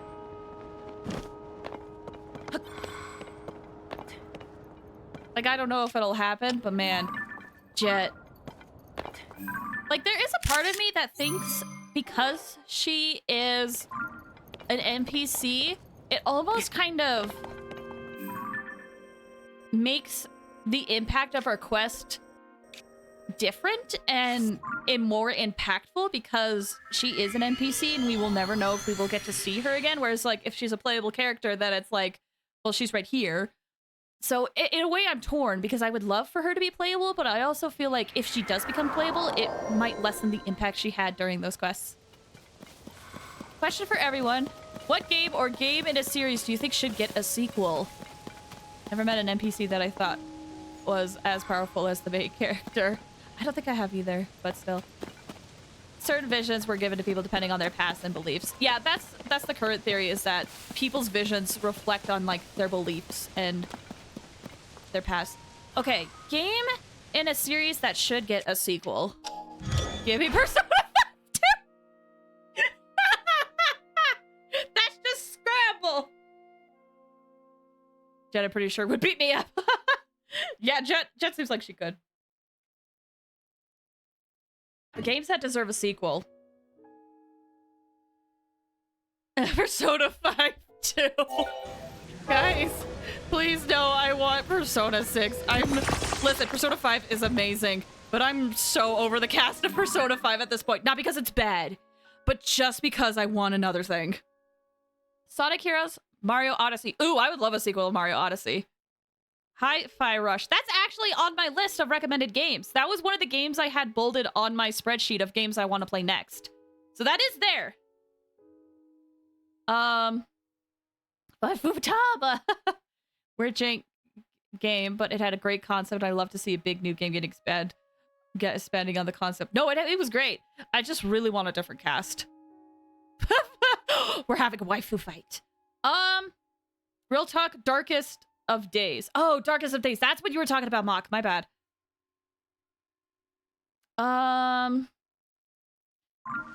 It's funny, like, my brain wants to say Trace Memory, but I think that's just because I'm so excited for Trace Memory to be on the Switch, and we're getting the sequel that never was localized. I want to see that game. Ooh, that is actually a lot farther than I thought. Let me get over to this island and then we can fly over. Just stopped at Hi-Fi Rush on my list. Yeah, that's a game I want to play. I don't think that Hydro Visions are about justice. When I think about characters, I get that Hydro Visions are underlying theory that I have a Hydro for clarity in mind. Yeah, it's just, I feel like a lot of the ones that have the Hydro Vision just are very steadfast in their beliefs and will do anything to because, like, I think about, like, Kokomi, and she is basically a commander because she's like, this vision hunter decree is wrong and I don't tolerate it. And Sigcho, well, mischievous, he's also very much like, for justice. Literally his line when he joins your party is for justice. So I don't know. What about Mona? I feel like Mona is one of those people where she's doing, like, you know, she's for the steamboat and she needs money, but at the end of the day, if someone does something wrong for her, in front of her, she wants to do something about it. And, like, when people kept going to her being like, hey, what's my future like, and it kept being bad, she had so much empathy and sympathy for them. And kind of, to me, it came across as like, this isn't fair, I don't want to do this kind of thing. But she still does it.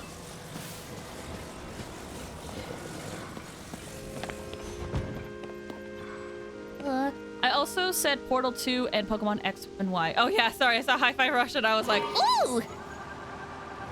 Portal could be fun. What is a game that I want a sequel of? I know there are games I wanted a sequel of. I just can't remember.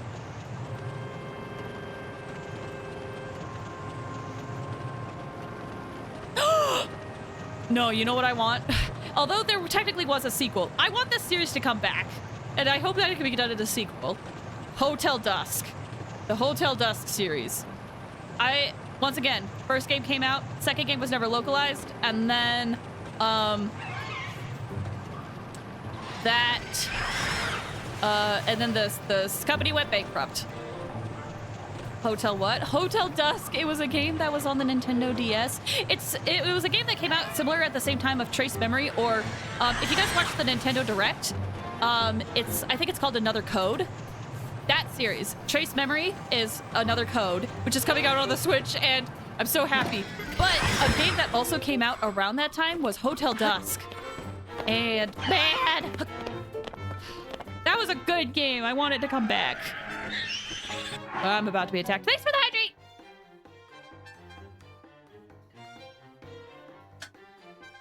Always assumed Hydra was self-improvement. That could make some sense. Yeah, I could see that. I play Bomb Rush Cyberpunk. I don't want to play. I don't know what that is. Oh! Pitcher! Hey, cool.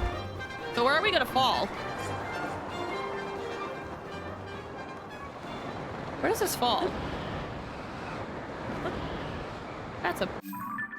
Oh, I'm not even down into this place in the depths. I've managed to get quite a few of the depths locations, but it's like this lower half I've avoided. The spiritual to sex or to Jet Set Radio. Oh! So this is where it is. Oh, there's a shrine here. Might as well get it. I have so many games that I wish had sequels like Dust and Elysian Tale. It's Sly 4. Sly, yes. Sly's up on my list. Jet got self-improvement while also staying true to her beliefs. I can see that. Much of the team, I'm guessing, who originally made Jet Set Radio went on to make the Yakuza. Ah! I need to play the Yakuza series. I've only literally played 2 games and I love that series so much.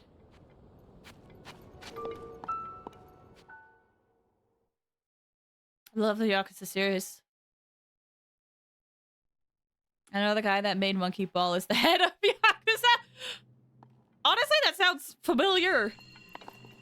Okay, I'm gonna go out of this. I realize we've been talking about a lot of game stuff. It has been over an hour, but I love talking about games. We still need Sly 5 to wrap up that cliffhanger. Yeah, that would be nice. I love a sequel to Halo 3. Ooh. It's funny how Monkey Ball is way more popular in America than it is Japan. That tends to happen, I feel like. I'm not going to get into Sly Cooper. I feel like we all have strong feelings about Sly Cooper, those of us who are fans of it. 'Cause I agree. I would love another Sly game. I'll tell you what. I'm gonna go on break, and I'm gonna think of games that I would like a sequel to. Because I feel like I've just been like, oh yeah, that game. But I'm gonna think real hard about what games I want. Okay? So we're gonna take a quick 5 to 10 minute break. This is a great time for you guys to stretch your legs and get some water and do anything else you gotta do. I'm also gonna be running some ads, so if you need to step away for whatever reason, this is a good time to do so. I think. Okay. We're gonna try things. So far, so good. I think that everything in the stream is okay. Okay. We'll be back in a few minutes. BRB, guys.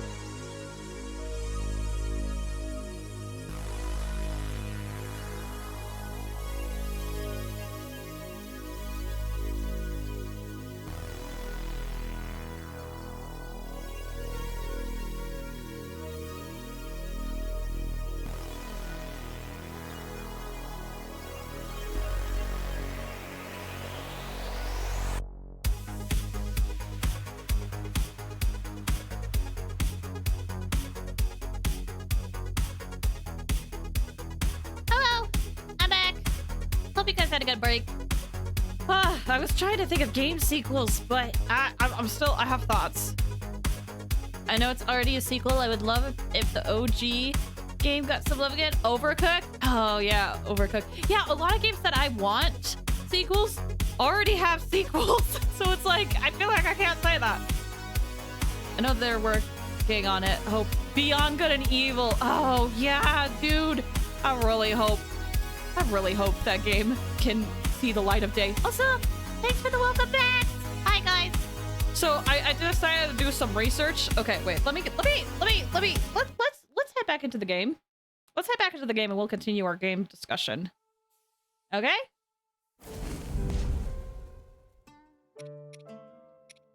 Okay. I want a better sequel for Sly 3. Totally fair. Here's what I did. I went and...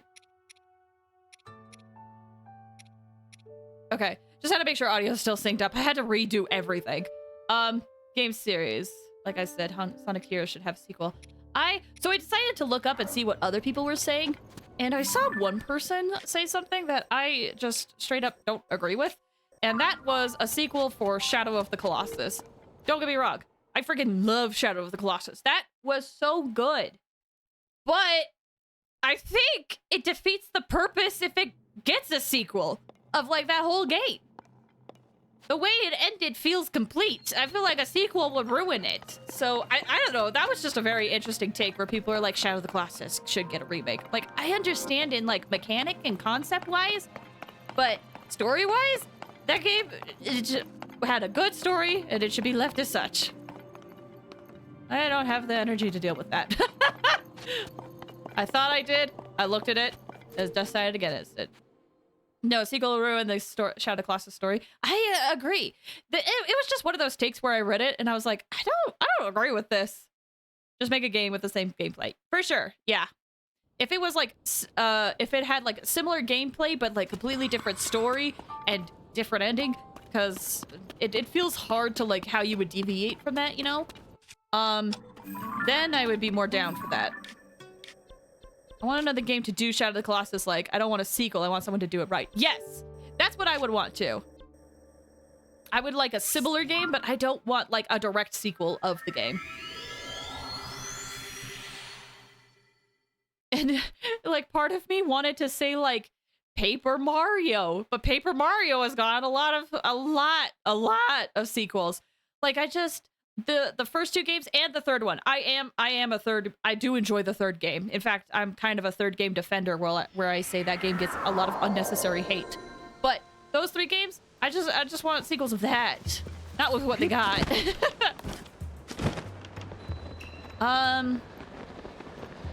Another example is like Xenoblade, but like honestly with how the trilogy went, that's only just because I want to keep playing Xenoblade.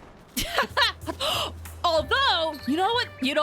That does bring up a point. You know what? I think also should get a sequel. This is a game series I haven't played personally, but I really want to, and it's kind of been dead.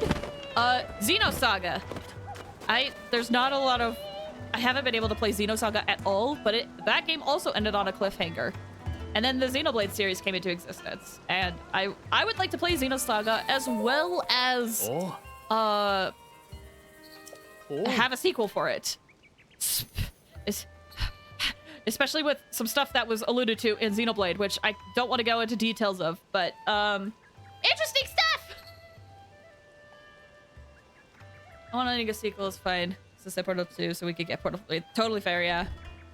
Okay, time for ancient Hylian text. Ah. It is a picture of a stone setup. Oh. It's a first-hand historical account. Oh, sweet, the song of King Raru. On so great the beauty of his sister's dance, that were mine eyes on theirs captive. On so had Queen Sonia's gazing on the soul, so felt deep min heart als captive fallen. Sorotis live, though much laborsome, had much jollity as well. Longy be the life of the royal family. I love so. Oh. This is an account of a party. Oh, okay. Let's see. I have some of their songs on my I'm going to be God and it's going to kill me playlist. Dude, it's Shadow of the Colossus is great music, man. Okay, party. It says King Rauru and his older sister sang and danced together while Queen Sonia looked on. It's very interesting. We think of royalty as austere. I think I'm botching that. Austere and reserved, but these nobles amused themselves with song and dance. But what a vivid recounting of a scene never before related in any history book. These descriptions of their personalities and expressions make the ancient past feel alive again. The stone tablet is a first-class find.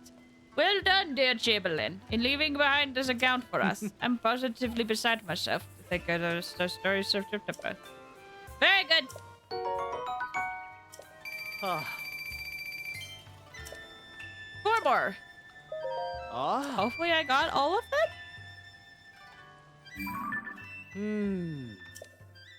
A first-hand historical account. Afterwards, Rauru, King of Keenblade, wave his work real in favor of the hunt. On off Quiety Sonia, Quiety Sonia, Queen of Keatside, seeketh them out him and repair this king of kingly business. In her sapience seems she divine, that she could him ever find, for his folly seems him the more humane. Unto the king, oh he laughed, not him her equal, for his wit he cunning. On the queen she laughed too, well she's scolded. Allow me to explain. It's actually very enlightening story. Oh, we're done. My bad. Xenosaga. Oh! Yeah, I want to play. Sorry, I misunderstood, but I want to play Xenosaga. This flows with what you're reading to soundtrack. I just don't know how to read it. Genuinely, I am struggling so hardcore. Apparently, King Rauru would vacate his official business from time to time in order to go out hunting. I had the impression he was a stricter, more serious king, but I guess he had a lighter side as well. However, Queen Sonia was always a step ahead. She would put a stop to King Rauru's hunts and bring him back. In some circumstances, you might expect this to have been a point of tension at their court. But the tone here is much more playful than that. These royals were more relatable than one might assume. Or so it seems for this account, at least. How fascinating! You rarely get a glimpse into the down-to-earth side of royalty. An important find, to be sure. I thank you, not just with words, but with a silver rupee. 3 more! Here's another picture.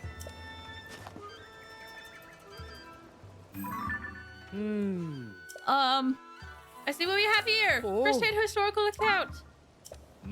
Okay, here we go. The king was late in come this evening, so make it the queen to share and tells of her lord of Shriney, Selgreen, and Ypulone. Of ill days since Hyrule's funding have diverse monsters.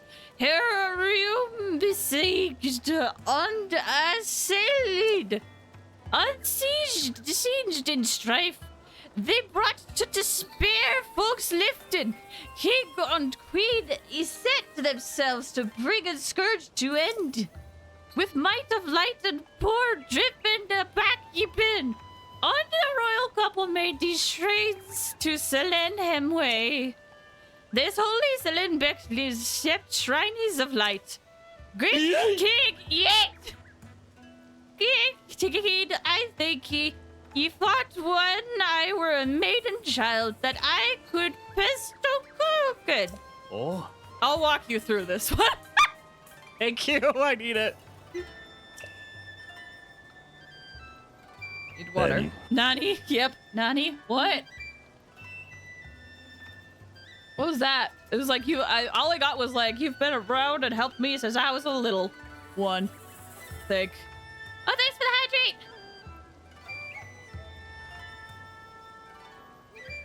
hydrate! Okay. Subject here is the actions King Rauru and Queen Sonia undertook not long after Hyrule's founding. With the kingdom established, they were worried for their people, so they set out to eradicate the monsters troubling them. They created structures called shrines of light to seal the monsters away so that they could never be revived. There's more here about light and time, too. The sense I get is that the two of them may have had supernatural powers. Ah. Though it's part of ancient history, it's still a great feat to those of us living today should still be grateful for. Truly an important discovery. Here's your silver rupee. Ah.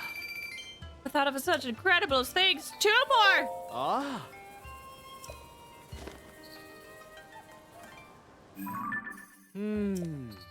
Oh. This is the Gerudo Sky Desert.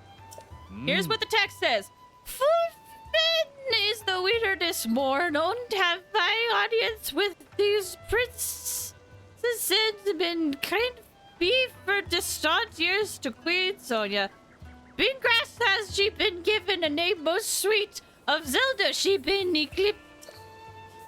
Insert folks stirred suspicion. For strange were her garments unsewn in her appearance. Yet would her countenance and bearing mark proved of her right blood and bond to Queen Sonia. As be Zelda to remain in for a while with us. I will myself also made up for the kinder service. Oh.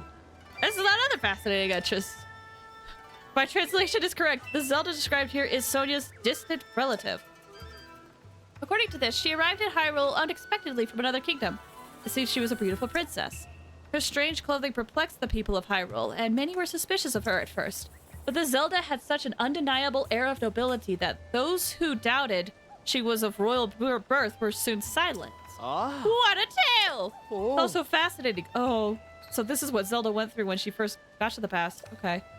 This level of detail on individual people is virtually unheard of in texts from so long ago. I feel extremely blessed to be researching ancient Hyrulean in such times. Note, too, how clearly this conveys the writer's feelings regarding Zelda. Once it was clear Zelda would be staying, she applied to be Chamberlain to the princess. That's just real ambition. Anyway, here's the silver rupee. Ah. Here's a picture! Ah. This one is from the South Hyrule Sky Archipelago.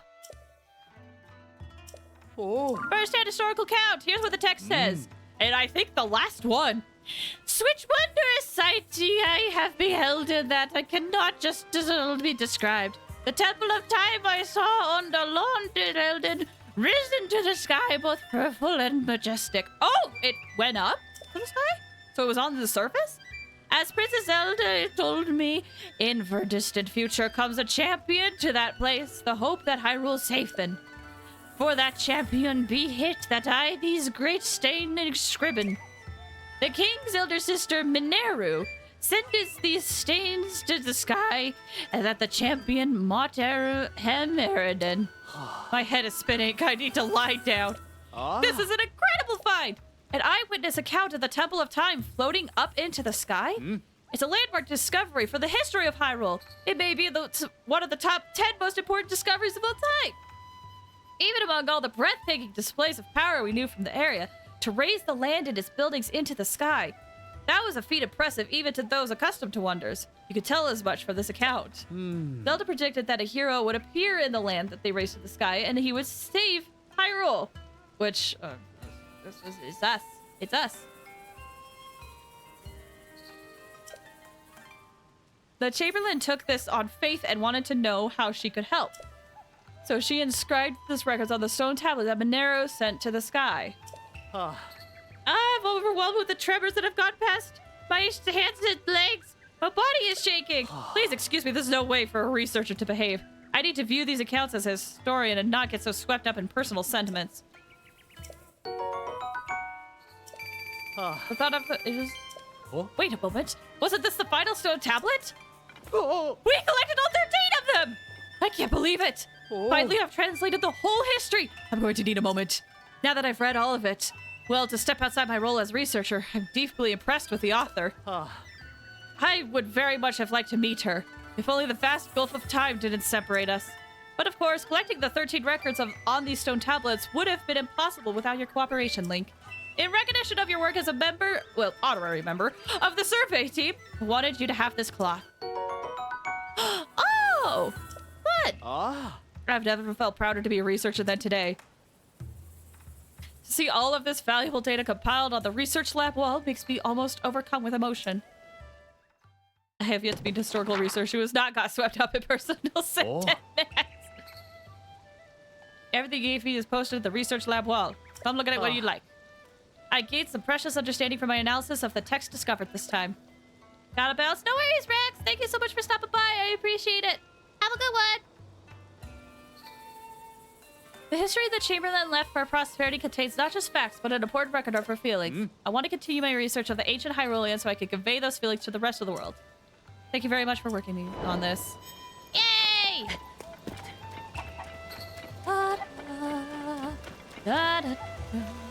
Alright.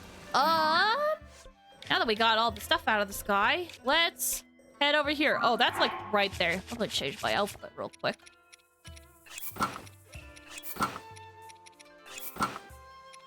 Okay. Alright. Actually, wait. I did level up. I think I tried leveling up. Yeah! The champion's leathers! I leveled it up a bit. So now we got that. And then what I can do is this. This is basically the getup I had in Breath of the Wild. Quest achieved! Quest completed! Okay, so let's head over here now.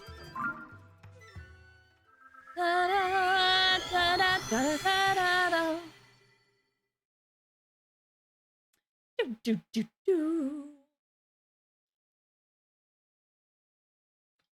Ah!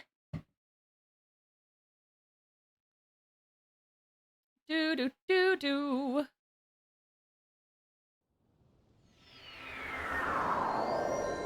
All right. So where are they?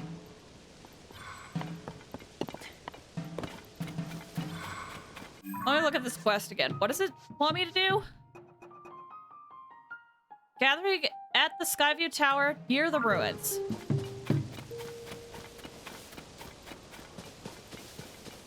Let's see. I feel like there should be a Dark Souls 1 style victory achieved. How is that? No, I heard today the whole like victory, but I think that's Mortal Kombat, isn't it? Okay, so they're here.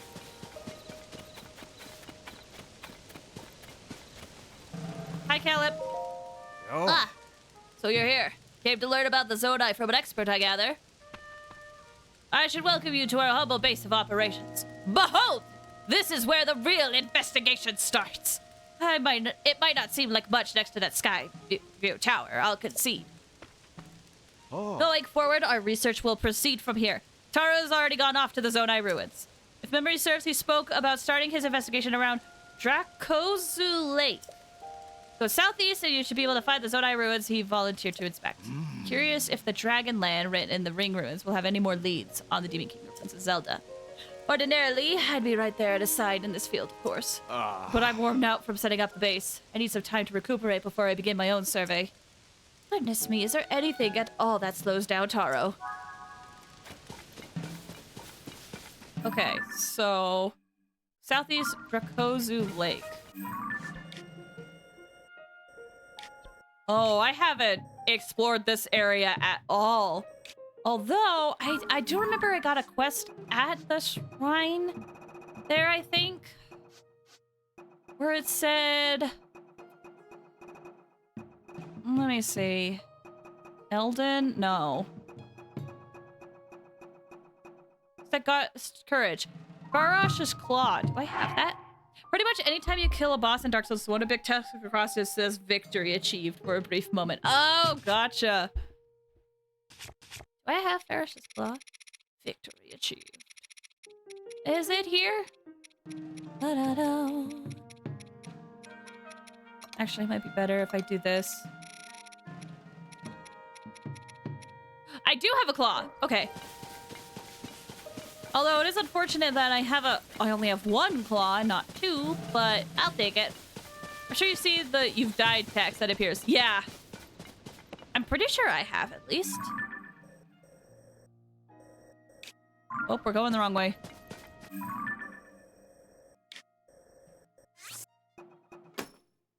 Wait. Oh. Guess we didn't need that. Common bee material. Oh, 100%. Okay, this way.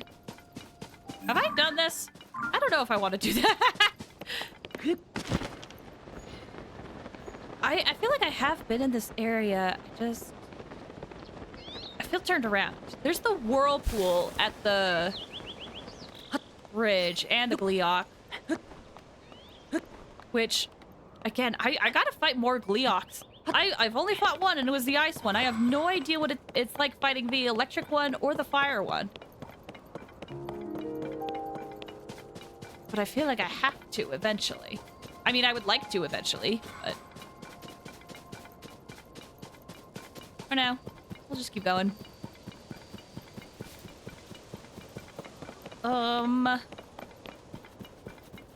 Ooh. My brain is saying there's probably a treasure chest in there, and I'm like, I'm aware! But let's leave it. We have places to go. Things to explore.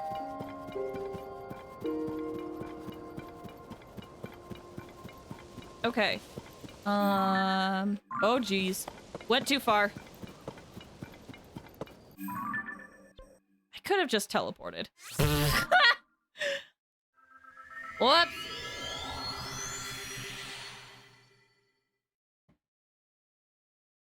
So, I have no idea where the lake is in this area, because I literally have not explored this area, like, at all. So I guess we're gonna just try to figure it out.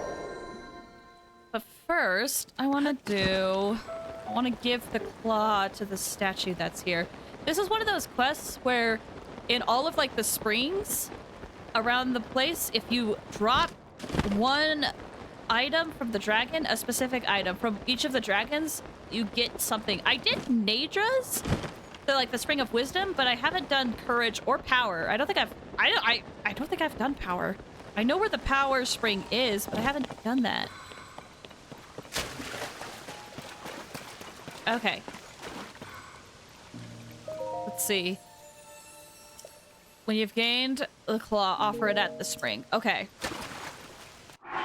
Here. Boop. Thank you, devout swordsman. I have sent a measure of my strength to the Mother Goddess statue. For this pious deed, I shall bestow upon you a small blessing. Hey, cool.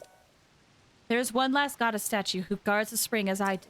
For the sake of the Mother Goddess statue, I ask you that you assist her as well. Cool. So yeah, I still got power I need to do.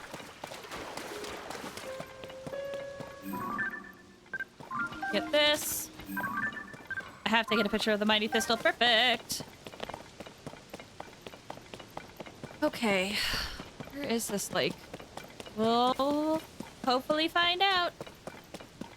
Ooh, you know what I want to do, though? There's probably items I want to pick up. We're gonna lose a lot of defense, but... I want to pick up, like, bugs and such. There is a diary here? Dear Calip, the influence of the upheaval has spread to the Zonai ruins. Did you see the pillar-shaped ruin in front of this tent? There shouldn't be any artifacts of that kind around here. An anomaly. And there's more. The rubble at the base of the pillar opened, revealing a way inside. A new discovery. Naturally, we'll be going inside to investigate shortly. Oh! Oh, there he is! Taro's in here!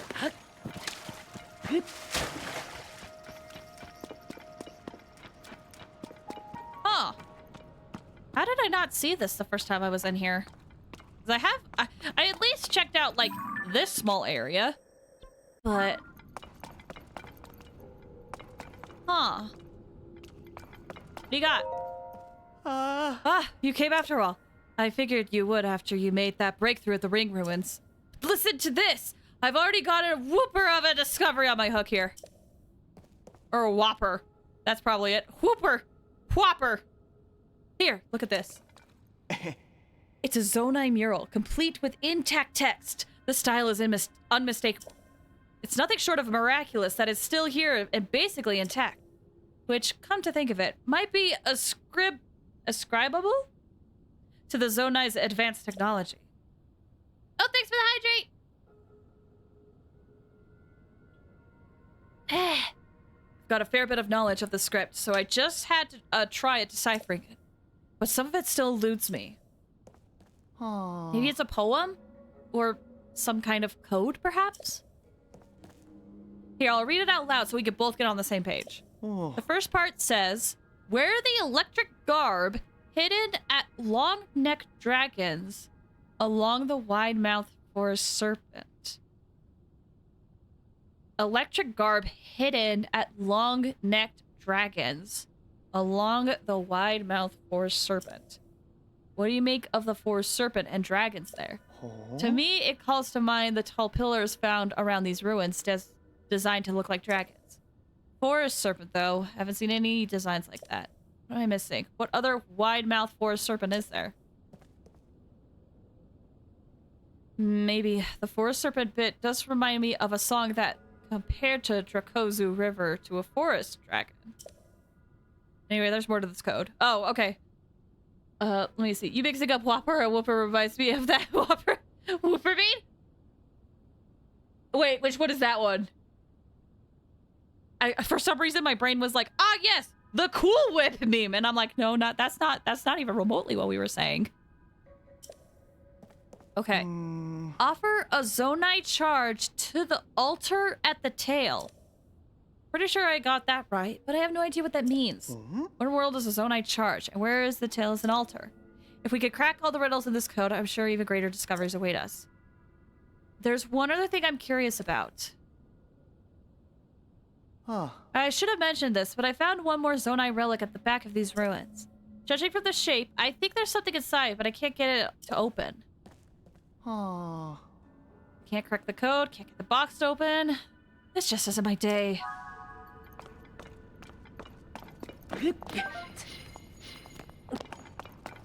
Might just grab these lizards. Okay.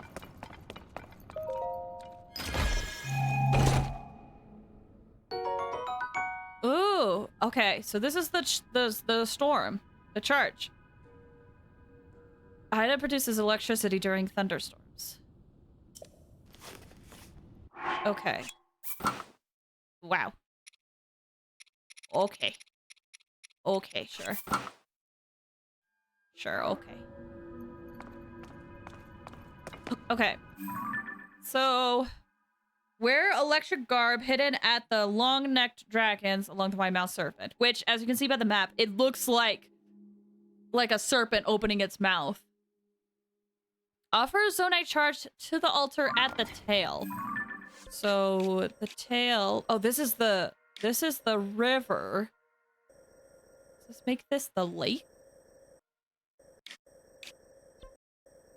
Well, now this stuff is appearing. Maybe I didn't zoom in far enough. Oh, this is the lake. Okay, never mind. So at the tail. I guess we'll just keep following the water then.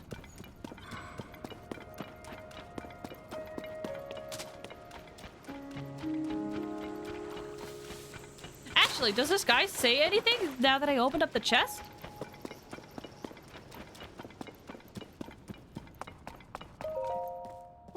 Wait just a minute. That outfit you've got on. Isn't that the same thing the figure in the mural is wearing? Where in Hyrule did you find that?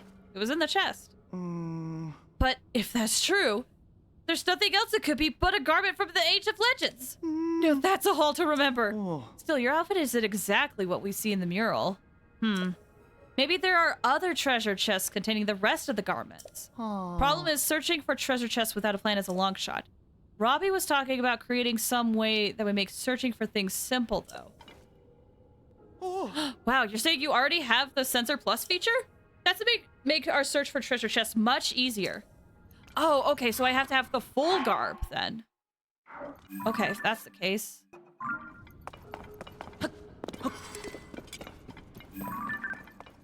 Okay, so it is just registered as a treasure chest.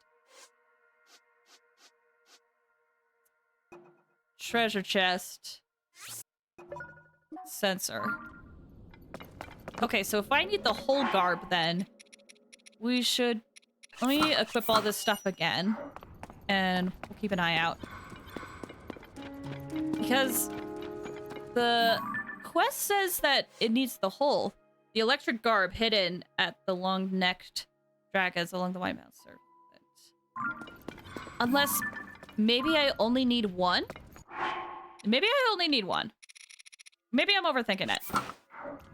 At the very least, if I find the altar, we can throw down the charge and see what happens.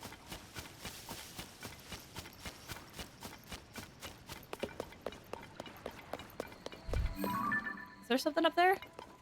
I thought there was. It looked a little off. And then I don't see any, like, openings in the walls here. Okay.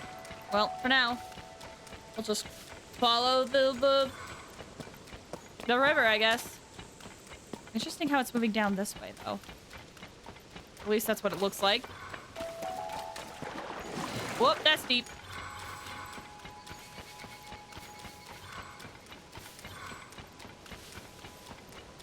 Okay. Oh, is that a Lizalfos? It is. Black. Ow!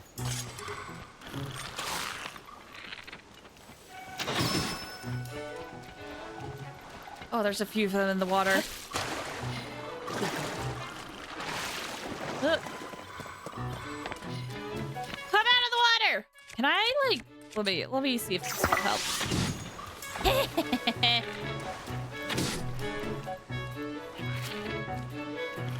Water is moving towards the lake.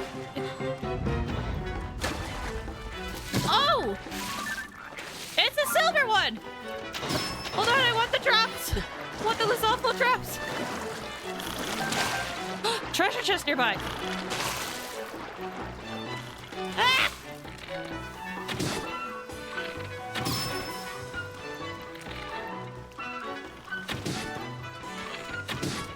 Gosh dang it, get a headshot!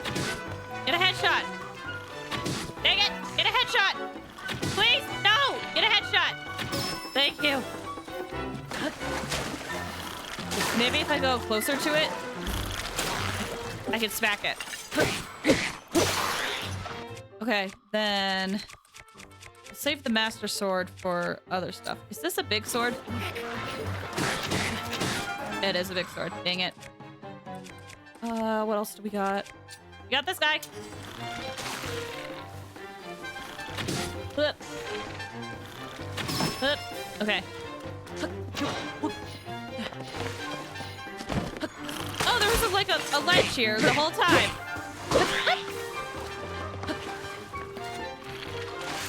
Whoop. Nice. Okay, I want these drops. So there is a treasure chest nearby. And I see another, like, white light in one of the walls. So maybe fighting these are not going to be as hard as I thought. I thought they would be, like, in various places, not along the path. Where's the big guy? Laurel!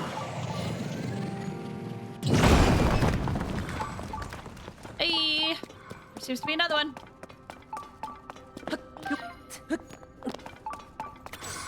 So, is this the head? The pants? The pants! I just gotta find the headpiece now. I can't believe for the longest time I didn't notice that that was the Twilight Princess sound effect for calling birds. Or at least, like, part of it. It's like, it's a little bit of a lower pitch, but I'm still, like, mad I didn't notice it. Because it sounds very similar.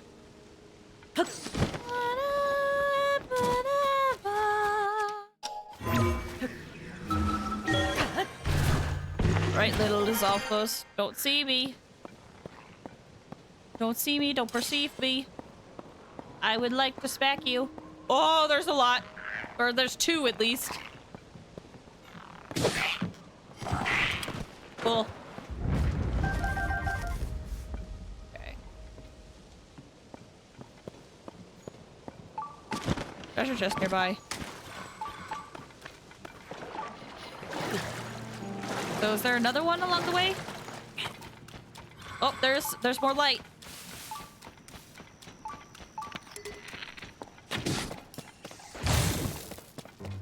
Oh, and there's constructs nearby. I returned. Welcome back, boss. Welcome back. We got another treasure chest. We're looking for garbs that we need. I think this is the last piece. And then we have to find an altar. Hey! That is an interesting headpiece. Hold on. Oh. Huh. Huh. Whee! Okay. Well, there's enemies, so... Oh yeah! I forgot! I found this! It looks a little ridiculous by itself, I'm not gonna lie. just a little ridiculous.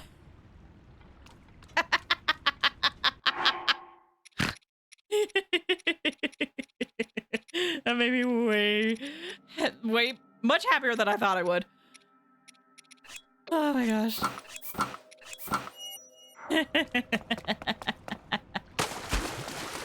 I believe in order to get the rest of those pieces, I have to do other Coliseum stuff, but haven't had time to sit down and do that.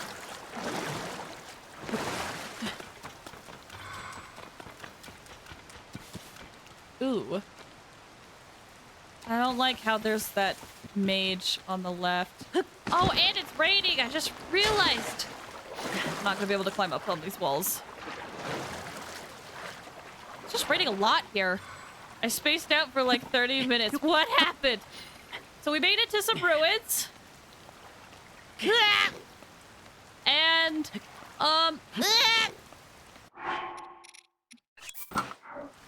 we made it to some ruins and we went and found some, like ritual ceremony clothes that we have to wear. And, we're heading over to where we can perform the ritual and then we have to like drop something. So, we're heading there. Supposedly it's at the end of the tail. I just really hate that there's a guy over this way. And it's an electric guy. I forget Wizrobe, I think they're called in this. Or at least there was one. Is it what up there? Okay, he's up there then. Never mind. I feel a little bit better. Oh, I thought those were Lionels. It's just so close.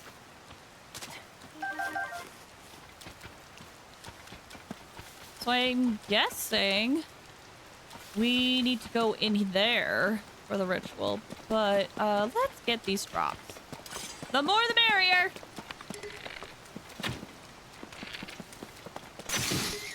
Okay, what bow do we have? I mean, might as well. I did research on this dusk bow, and apparently, it comes back every blood moon. Might as well. All of the emotes. Did you watch Invader Zim at any point? If so, I have a weird fun fact. I didn't like consistently watch it. I watched like a couple of episodes and I have friends who were huge fans of it back in the past. And I also watch Hell of a Boss. So ow!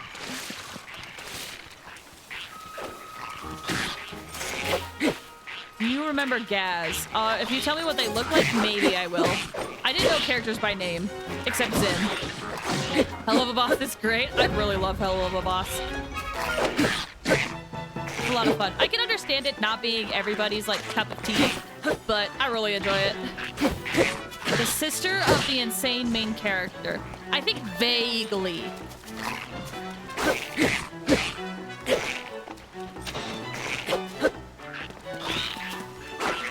Dark clothes, pixel skull undressing, purple hat that looks like teeth. Okay, that does sound familiar. Yes, I think I'm aware of them, but in the loosest of sense.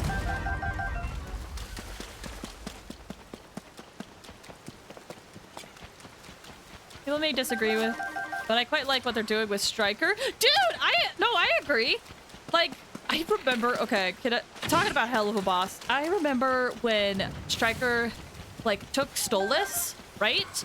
And then a statue fell on him and people only saw, like, a part of the clothes. And people were like, I can't believe they killed Stryker. And I was like, did we watch the same episode? He's not dead.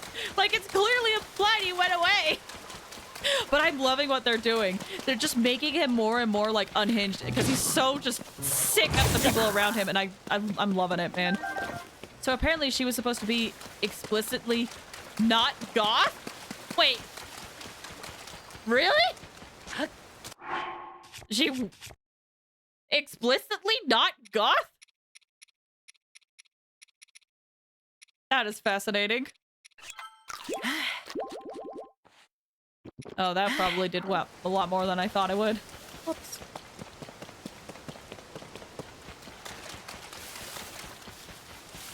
Okay, is this the spot? Oop, that looks like a shrine. Or like an altar at the very least. Okay. So we have to get the garb on. And then we need a Zone 9 charge. Turns out the creator was so intensely goth that their concept of normie is also goth. Love that. Here's one of her. Here's a fun one. Her brother Dib was originally going to be real to be a clone of his father. Oh, really? Dang. Yeah, I didn't watch a lot of Invader Zim. I think the main reason why I didn't watch a lot of Invader Zim was because of my household that I grew up in. But I had a lot of friends that watched it, so I got a lot of secondhand knowledge from them.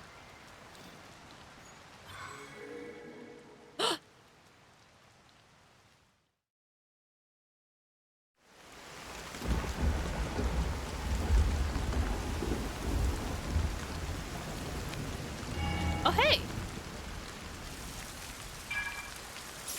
Oh!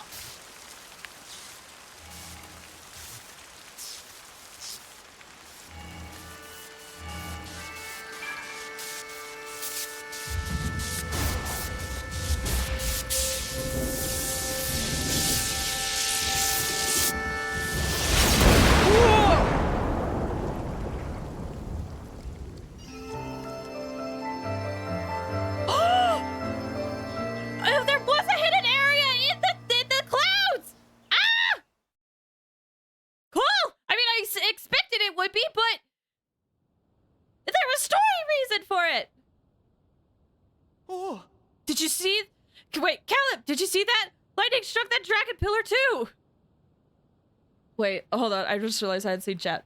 Yeah, you don't have Invader Zim kid vibes?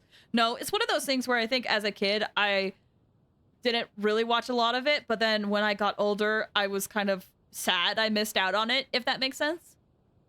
You know what's funny? My dad wouldn't let me watch Ed and Eddie as a kid because he was scared that me and my siblings would imitate their actions, but Invader Zim was apparently fine.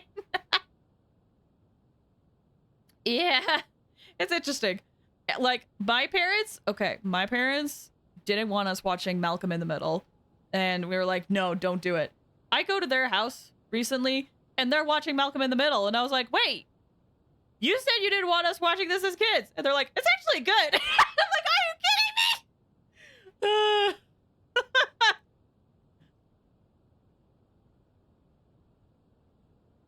Man.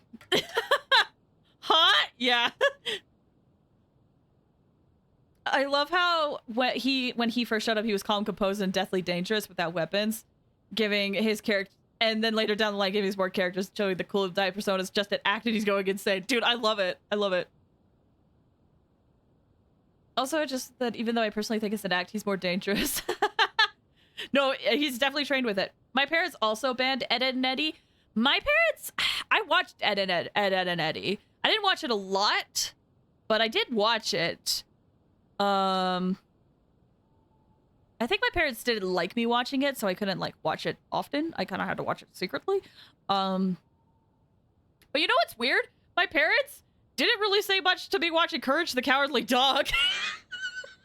They were kind of just off-putted. And then I got to a point where I was like, wait, this show's scary. And they're like, yeah, it is, baby fleas. What are you doing? I don't know how I was supposed to copy their action. I didn't have friends. Yeah, I don't know. I don't know. Listen, back then, in that particular time frame, there were some interesting, like, beliefs about how to raise kids. Because there was a lot of new stuff. So, courage took actual courage to watch. Like, my parents tell me all the time that I used to love watching that show, and then something clicked, and I was like, wait, this show is actually really terrifying. But I used to watch it all the time.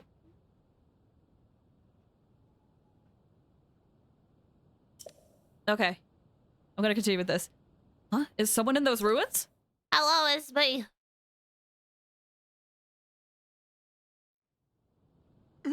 Oh, it's you again. Ah, where's my voice? We think a terrible lightning strike hit here, but I'm glad to see you weren't hurt. Oh. I've never seen a lightning strike like that. And even stranger, the dragon statue's eyes seemed to glow just before it. Link, if you know anything about this, fill us in on what happened. Well? Unbelievable. A mechanism in the ancient ruins got rid of the thunderclouds and revealed some new sky islands? Great catch! Another amazing discovery on the books! In fact, I'd say it's the haul of the century! It's a significant discovery, to be sure. I'd like to investigate further, but we have no way of getting up there. You're right. That doesn't make it any less exciting, though. We need to report this to Purah right away. Oh. Caleb, I'm going back to Kakariko Village. I want to write up the recent events around the floating ring ruin in a report for Purah. You should stick around here to conduct a thorough investigation. Find out if there are any more discoveries to be made. Remain here? You mean alone? Yes! Even if we can't get up to the sky, there's so much to discover on land. It's our duty to unravel all of it. You could do this, Caleb. He wants me to investigate alone? Field work isn't my strongest suit. But this may be my chance to make a historic discovery. Right. Leave this to me, Taro. I'll begin preparing at once. I'll need to head back to our base of operations for a bit first. Backhand do thing. No worries, Quentin. Wait, back then, says Flays.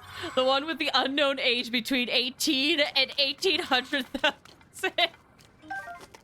Or 180,000. I think that's...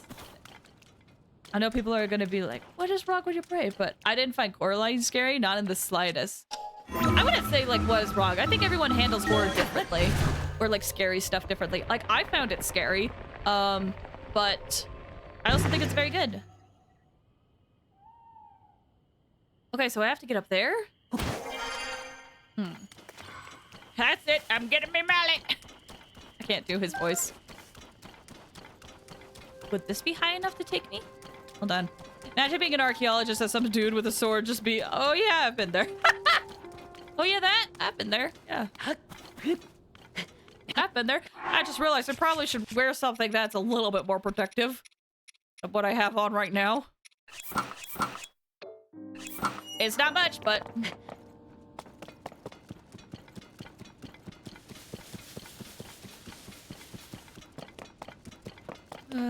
hopefully this will get us up here. We'll see. Okay, but the drip though, right? Some of the outfits are really cool. Oh, it's Farosh! Dragon! I think it's about to go into that, hole over there. Oh, it might actually take us up here enough. It's close.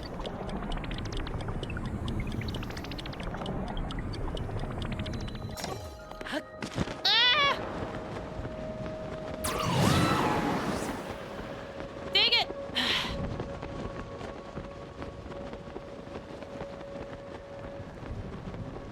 Hold on, hold on, hold on. It wasn't high enough. Whoop! What do I have? What do I have? Oh, it's the sword. Okay. I didn't know it was supposed to be a horror movie. I thought it was a normal children's film, and then I saw the internet saying, how is this a children's film? My brain is doing some heavy calculations. Yeah, I think it just depends on how you view it. Like, I know some people that wouldn't say it's like a horror, but they would say it's still scary. So I think it depends on the person. Whee! For me, it was very scary, but when I first watched it, but I also really liked it. Okay.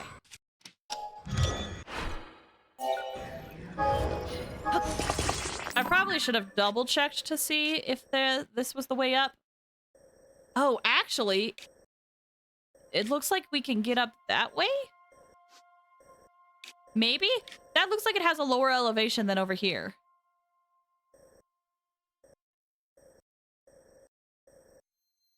But, I don't know how to go about this. Let's see. Chat, which way should we go to the place? This has a lower elevation, so I think will be easier to get up that way, or we could go this way. Left, right, or left? The lower one? Okay. Right, okay, okay. My friends got creeped out by the button eyes. Fair. I got creeped out by... I mean, there was a few things. The button eyes was one. I got creeped out, in, like, the ending chase sequence. That freaked me out a lot.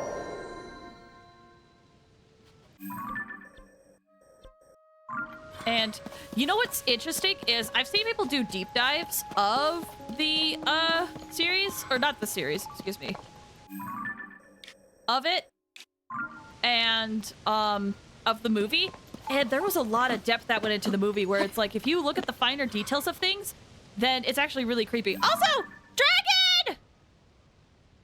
This one's the light dragon! It's hard to see, but hi! Hope you're doing okay.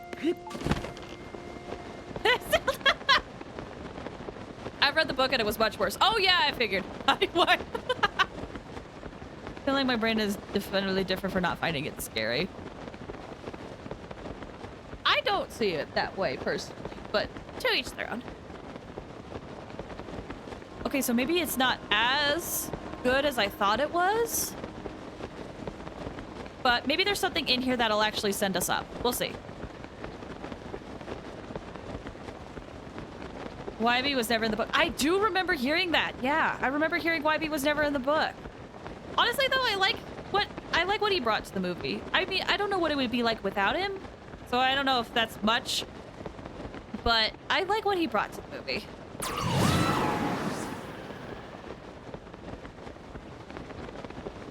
He was a good addition. Yeah. Have there been other instances that you guys are aware of where something differed slightly from the original source material, but it ended up being like a good thing? You know, like YB. He was never in the book, but I can't imagine Coraline without him. But I think that's because I saw the movie. Only reason he was in there was so Coraline would get her inner thoughts onto voice because the book was heavy on her eternal monologue. I mean, that's fair, but even then, I like what he did, or what he contributed.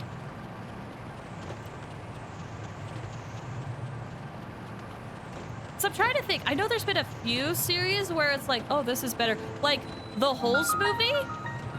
I think it was, they added how they showed that was like, how they did Holes was a good way to kind of show what was in the book and still tell a good story. I don't think I remember reading the Holes book, but...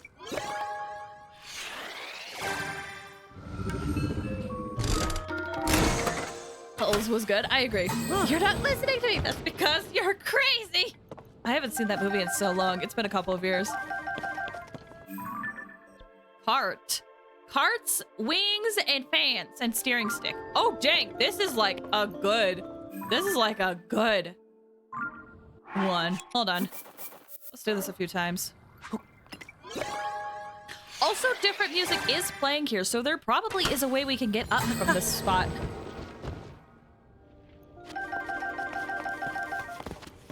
The music here is definitely different. You know a fantastic movie that I believe everyone should watch? Sure, go for it. Gotcha, Zelda. Frickin' Nintendo. I thought they were better than this. But I say that sarcastically because Xenoblade 2 had gotcha, and I really liked it. Cool Runnings? I don't think I've heard of that. Dragon! I know I called it out, but... Dragon!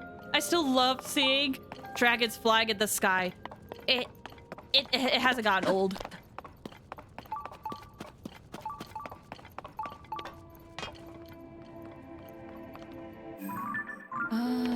Let's.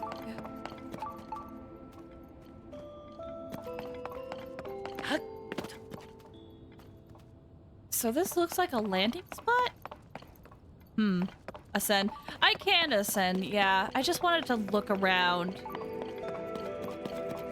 Just in case. Okay, up we go. Do, do, do, do, do, do, do, do. Do, do, do. An old Disney's film about a bobsled team? Oh. Uppies! Uppies! I'm just warning you, every time you shout dragon, I'm gonna shout back still. Fair, honestly.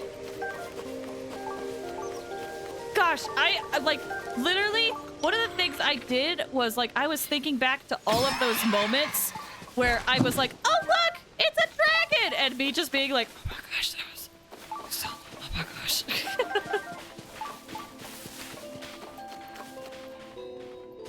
Yeah, the music is definitely different.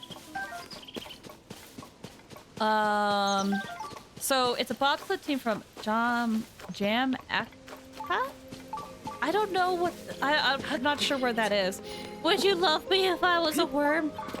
If I was a worm, would you still love me? Chat, if I was a worm, would you still love me? Would you still watch my streams if I was a worm? Jamaica. Oh!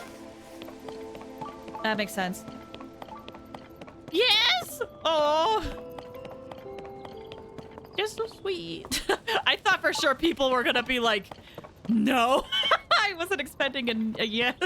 Oh, that's sweet. Thank you, Buck. I had no idea how to spell it. Oh, okay. So it was Jamaica. Okay, okay, okay. Interesting. I'll have to look into that. There's a lot of movies I haven't seen, though, to be perfectly honest. Which is hilarious because I think I mentioned it, I have so many people that have watched so many films. Some people even went to school for film that I know of. And then, here I am being like, oh, I haven't seen, like, any movies. I watched that one moth streamer. Fair. I freaking love VTubers, man. Did I mention I'm loving? Did I mention there's nothing I can do? Sage, let me shout it out loud. That's okay. Wait, what's that? The tuna flare? What is that? What's the song title? I'm not familiar with those lyrics.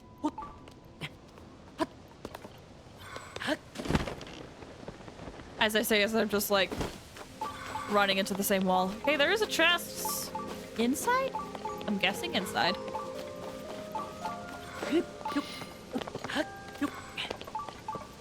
Did I mention from Descendants? Is that what it's from? I would watch you if you were a two-toed dragon. Oh, I appreciate that. What if that's my lore, is that I'm a dragon? What if that's my special lore? Oh, that looks important. Because that's the thing, is that a lot of VTubers have lore, and some stick to it very strongly. Others are just kind of like have it for like a one-day thing, and then it's just, you know, there in the background. You can learn polymorph. It's true. Disney movie. Quickly look it up on your phone. Okay. You know what, though? You know what? I will. I will look it up, but also I've been meaning to take a break. I didn't realize it's been about an hour since we last took a break. So we're going to take another quick break. Okay, guys? This is a good time for you guys to stretch your legs and get some water and do anything else you've got to do. Hold on. I need to set some things up. There we go. Okay, wait. Break time. Listen to the song too? I'll see if I can find it. Oh, before we go, thanks for the hydrate. Okay. So yeah, we'll be back in just a couple of minutes. I'm going to run some ads. So if you need to step away for whatever reason, this is a good time to do so. Okay? All right. It's called Did I Mention? Okay, I'll see what I can do. BRB, guys.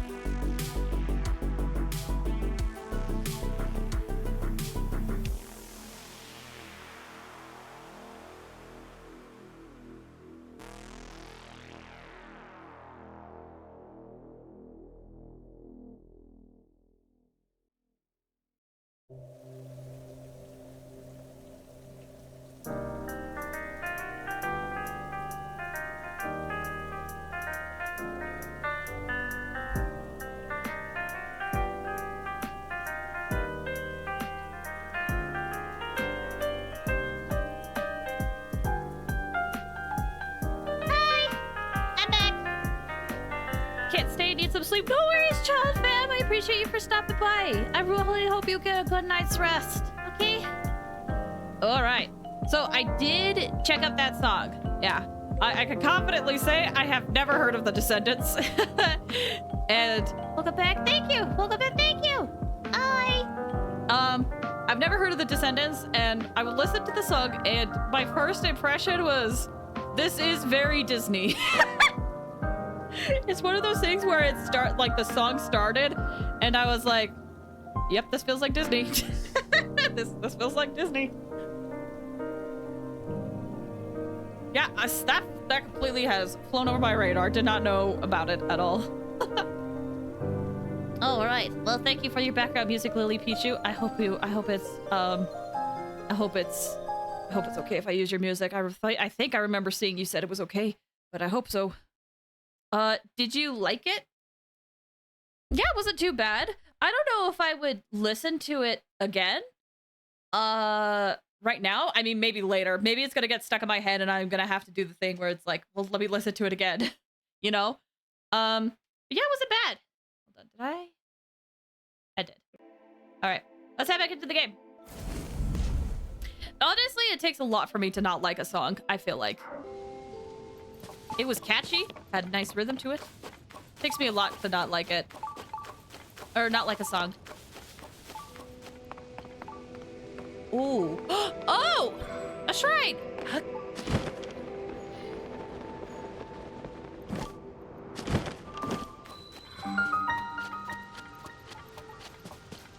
Alright, seems like there's some treasure chests around here. So we'll do a quick look around. I don't know how much longer we're going to be streaming for, but might as well. But at least I know where to go. So we have another area it looks like we gotta go through.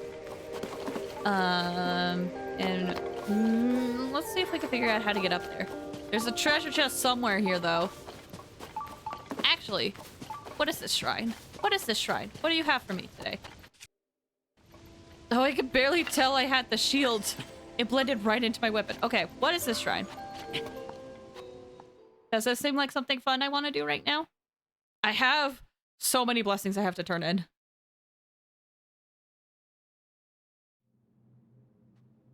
Oh! It's a reward. It's just a straight up reward. Gimme.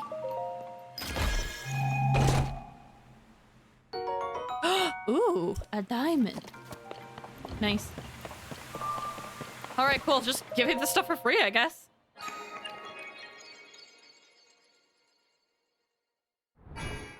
La. Looks like a horn. Yeah, I kind of like how the diamond is shaped. Like, I assume they had shaped the diamond because you can attach diamonds on weapons and then it becomes a weapon. So I assume they shaped it like that to make it, you know, actually seem like a weapon. But it's nice. That's very distinct. Although, speaking of, let's do some quick maintenance.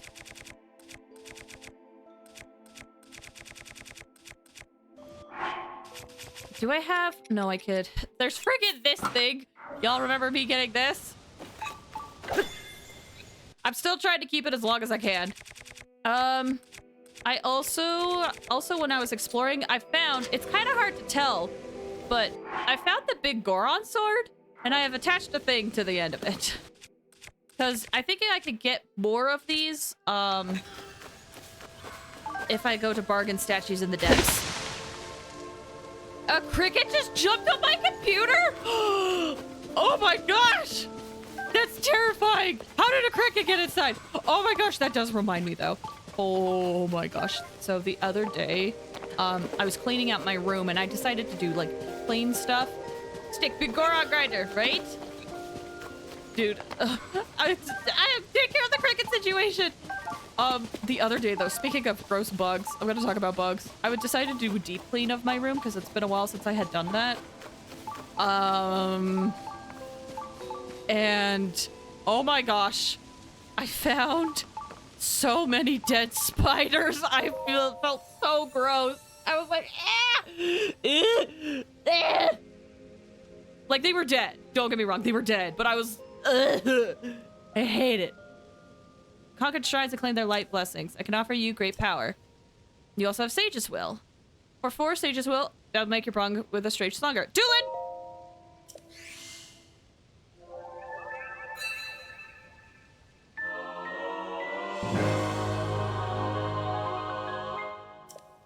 Yay. While we're here, we might as well get some hearts. First I thought it was a roach, but then my dad saved the day. Oh, good. I'm glad. I'm glad you had someone to help. My roommate helps me when there's like there was one time a long time ago, I feel like actually, where there was a giant spider and it was a little too big for me. So I called on my roommate for help and they helped me out. And I'm so grateful for that. Man, we still have, okay, surely this is the time we will get a second row of hearts. Surely today is the day. Oh my gosh. Surely today is the day we get a second row of hearts.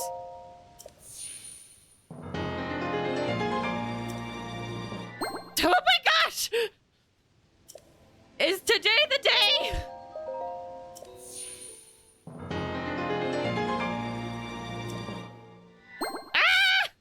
Am I not gonna get a second row of hearts?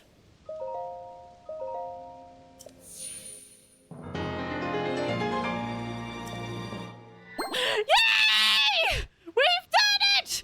We finally have done it! We have 2 rows of hearts!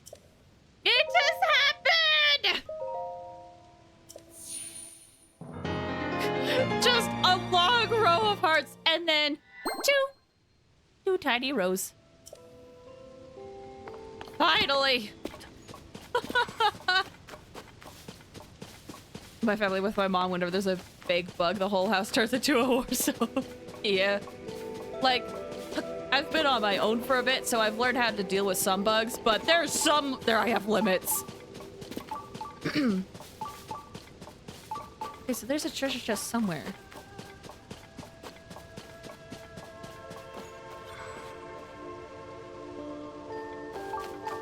Hold on, before I open that, there's a treasure chest somewhere, isn't there? No, I mean, I'm just chilling, listening to a floating head singing. Wait, is that a reference to something? Da, da, da, da. La, la, la. La, la, la, la, la, la.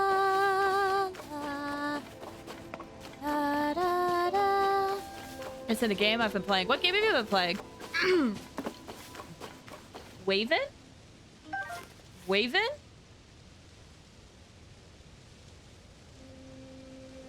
Is that on Steam? What is it about? Waven.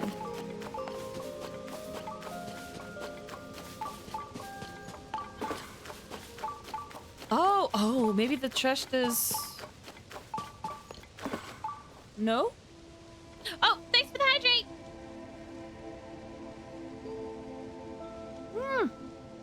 Oh, jeez! Almost got water on my keyboard. That was scary. Okay. It's a FTP free-to-play deck building RPG. Oh. Dude, I haven't played a deck building RPG in so long.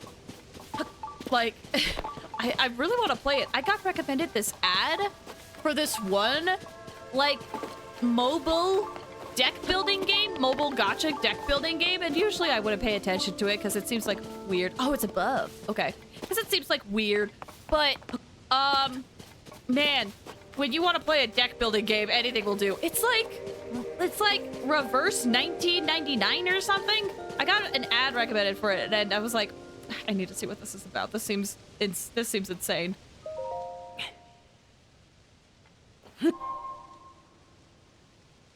Oh! Hold on, let me have a good outfit for this.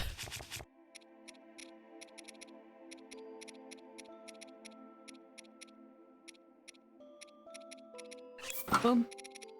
If you know Wakfu, it's by the same people. I don't think I do, actually. Ah! Okay, I guess we're sliding. Oh my gosh, Ender! It's been a bit! How are you and Rita doing? Hi, guys! Hope you guys are all doing good. Hi!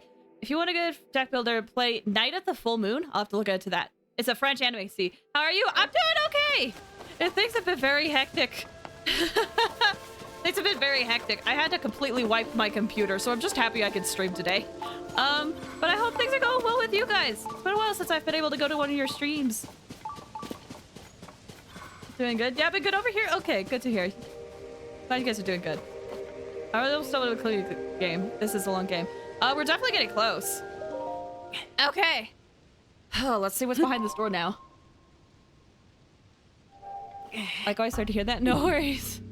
But I'm glad to hear you guys are doing good. It's been a minute.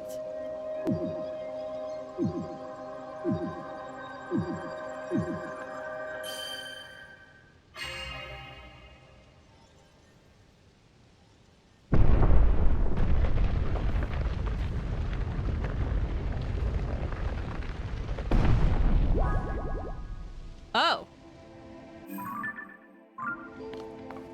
Let's see.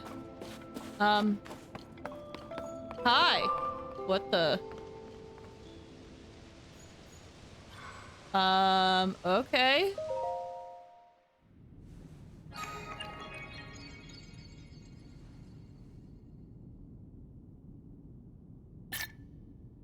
Whoa!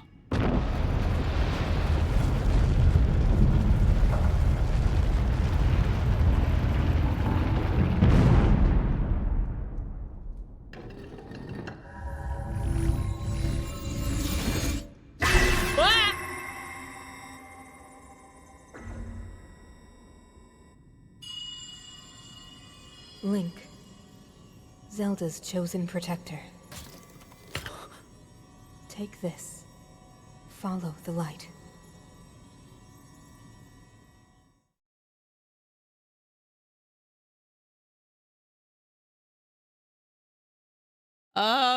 Okay. No, that isn't sus at all. No, not at all. Not at all. No, no, no, no. Secret of the Ring Ruins. Okay. So that quest is done, I guess. Guidance from ages past. Famous last words. Oh, I have to carry this? Oh, that's a lot. That's a lot for me to process right now. Then what's all this? Then what's all this?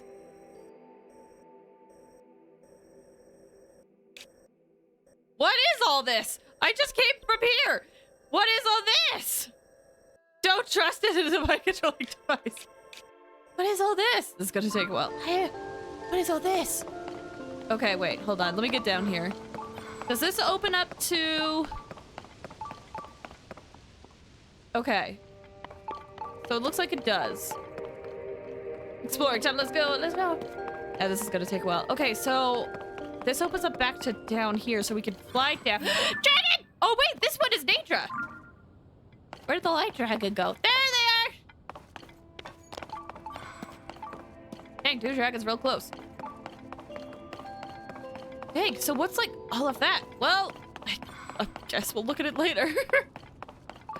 Guess we'll look at it later. What's this? What's this? There's color everywhere. What's this? Look at all those sky noodles. Look at all the flying sky noodles. They're just having a good time flying about. I'm so like immensely curious about this. Oh my gosh, wait! I just realized it's a dragon. Look, this is the tail and then this is the head. I just realized it's a dragon. Oh, that's fun. And this is like the breath, I guess.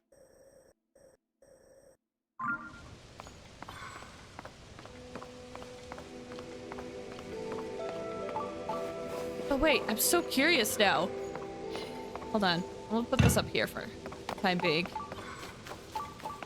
Go up to the noodle. Yeah, this noodle is seen better days. What is up here then? Did I somehow do this backwards again? Why do I keep doing this? I legit thought like, oh, this is lower. This seems like the right way to go. But now I'm like, wait, were we supposed to go through all of this instead?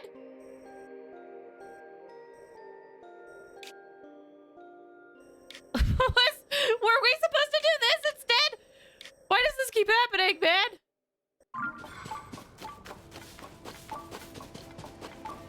Hold on, I'm gonna send up. Because if anything, I can just, like, come down. Whoa! Pat. This is the downside to doing things blind. Well, it keeps breaking games and defying logic, apparently! Where the frick am I? Okay, so we're back at the top. Thanks for the head pat. Ah! I heard a sound, I didn't see the bird.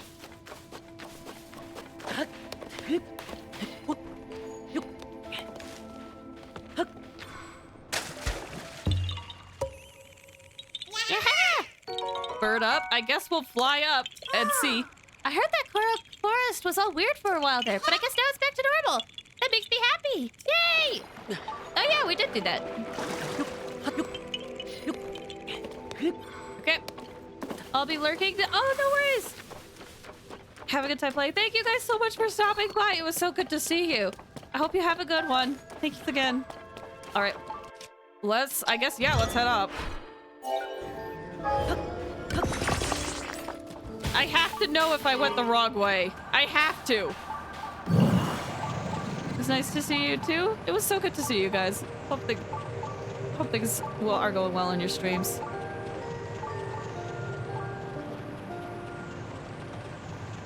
Whee!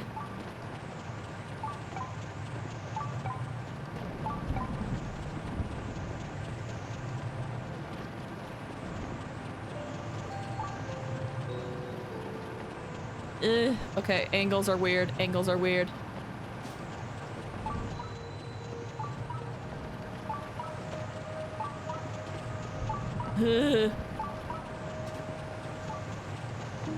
Okay.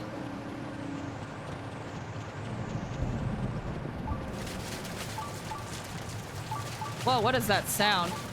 Is that the water on my bike? Hi. Ow! Hurt the oh my gosh, thank you so much for the Claire. I appreciate it. Thank you. Oh, whoops. There goes a lot of that durability. Son of a gun.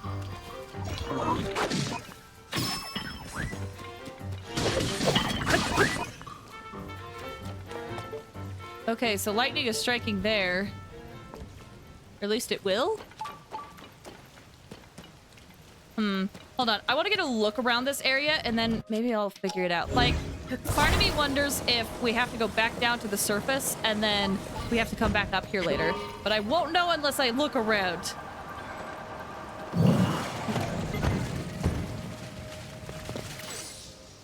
So the eyes are really lit up here. Hold on, let's see what happens.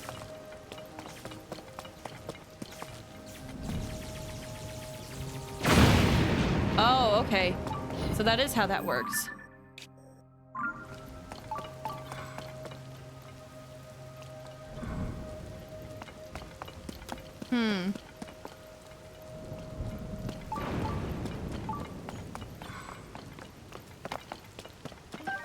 Let's see. Well, oh, it's coming back. Okay, I was about to say, if it doesn't come back anytime soon, I'll just fly up there.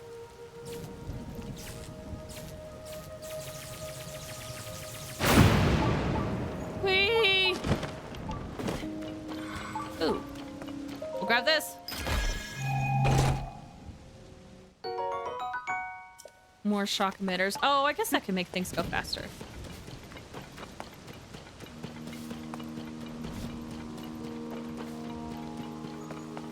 And then here it looks like a diving platform to go there. So maybe we did go backwards. Maybe we did go backwards. Well, might as well see what's up here. I did it. I was so excited to see this whole place. I'm not about to skip out on its entirety. I have a question for you about Genshin. Yeah, shoot. I'll see if I can answer it. No guarantees, but we'll see.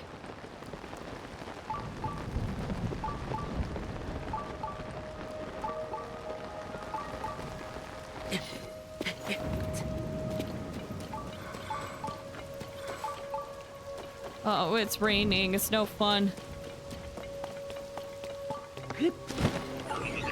Oh, hi. Oh, that's not good. No! This isn't good. This isn't good. My single grip. Get up. Okay. Maybe I need to keep this on.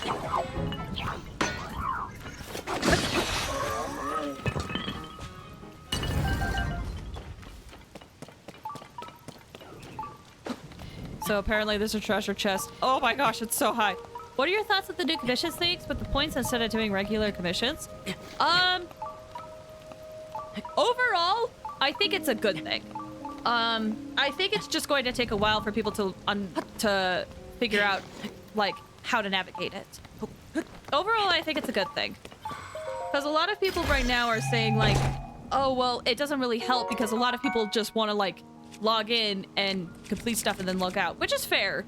But I think it ignores those that, like, are finally getting time to set aside to, like, say if they want to explore or do the quests and stuff. This is basically a way for them to do that at the same time, so they're not wasting time for daily quests. So overall, I think it's a good thing. It just might take a while for people to figure out if it's good for them. For me, it's good because there's definitely sometimes like where I just want to log into Genshin really quick. I don't have time to do too much and then I have to log out. But there's some days where I'm like, okay, I have set time aside. Today is the time I am going to do Genshin stuff today. And being able to just dive right into that and not have to worry about daily commissions is exciting for me. So I think it's good. I think it's good that the option is there.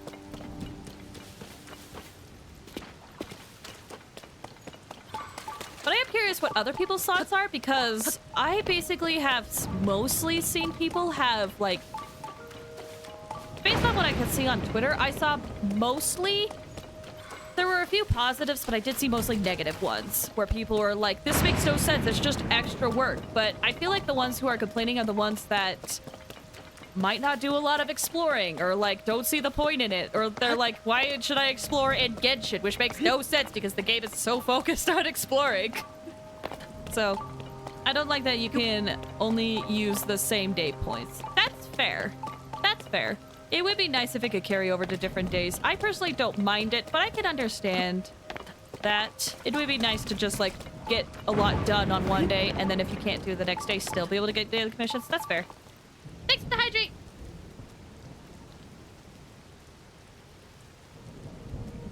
Yeah, I just saw a lot of people like not really liking it, which I thought was interesting because I think it's a good thing. But I was also seeing people say things like, oh my gosh, they still haven't implemented a skip button for cutscenes. This game has never made any quality of life updates. And those ones are ones where I'm like, are we? Maybe you should have played Genshin.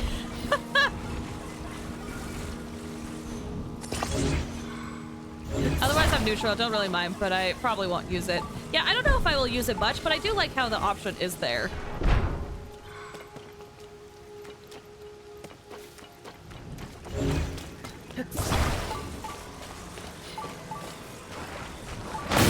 Whoa! Oh my gosh, that was so unexpected. Okay, sure.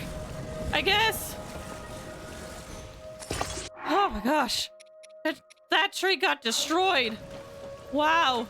Oh my gosh, it's like burnt. Whoa.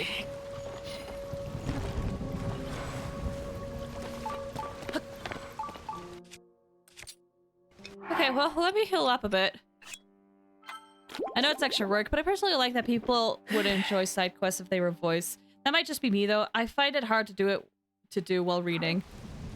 See, even then, I don't know if people would like it, because I have literally watched streamers who, whenever it's like in a cutscene of the main quest, they're just clicking through it being like, I don't want to do this. So even then, I don't know if it's like, if the side quests were voiced, it would be easier, because there's some people that are playing Genshin that literally do not care about what's going on.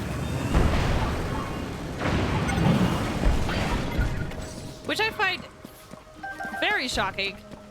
given that Genshin to me feels like such an RPG and like such a focus on exploration and story that when people are like, oh, I only play it for the combat, like maybe give it a few other games a chance. Like the combat is good, but there's a lot of good features in Genshin.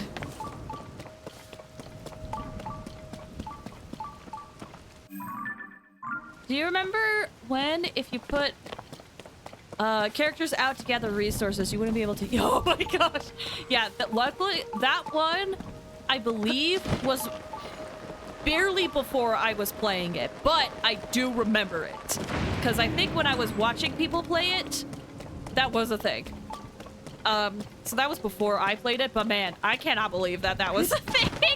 But I saw it. I literally watched streamers be like running around with only a couple of characters because of the expeditions. Genshin did get quality of life. Yeah, I agree. I keep seeing people saying that Genshin has never implemented quality of life. And it's one of those things where it's like, it definitely has. There's a lot of things it's improved on. Does it have some quality of life things that it still needs to do? Yes. But saying that it's never implemented quality of life, it feels a little... I don't know how to say it. It doesn't feel right because they have implemented quality of life. It's just the quality of life that people are not looking for. But it's one of the... It's, like, a lot of people want certain quality of life stuff, and they want that. And when they don't get it, it's like, well, it never improves quality of life. But it does! It keeps improving it. It's just we may not, like, recognize it. Quality of life. Yeah, so basically what quality of life implements are is, like, stuff that improves the player experience. Like, for example, so many people want one quality of life thing is to be, like, the quest stuff that goes on, where it's, like, a quest is overlapping. Like, they want that quality of life change. Or, like, bug fixes. Those are quality of life changes that people want. And... or, like, endgame content. And so when it's not the quality of life that people want, it feels like a lot of people just say that there's no implementation. It feels disingenuous, yeah. I remember Ocean didn't have any voice lines. Yeah, Ocean didn't have any voice lines. Artifact organization was not what it was today. Or, like, anytime they do make a quality of life choice, it's one of those things where people be like, wow, it only took them 3 years to be able to do something like this. And it's like, there were a lot of choice. There was a lot. Strong boxes, yeah. But, yeah, it's just one of those things where I feel like because it's not what people want, then people disregard it. I don't know. I could be wrong. I haven't necessarily talked to a lot of the people that have those beliefs. It's just stuff I see online. So I could be, like... off here. But that's just like the surface level to me.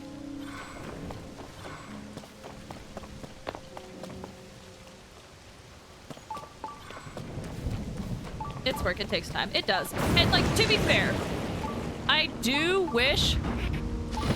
oh, something died here.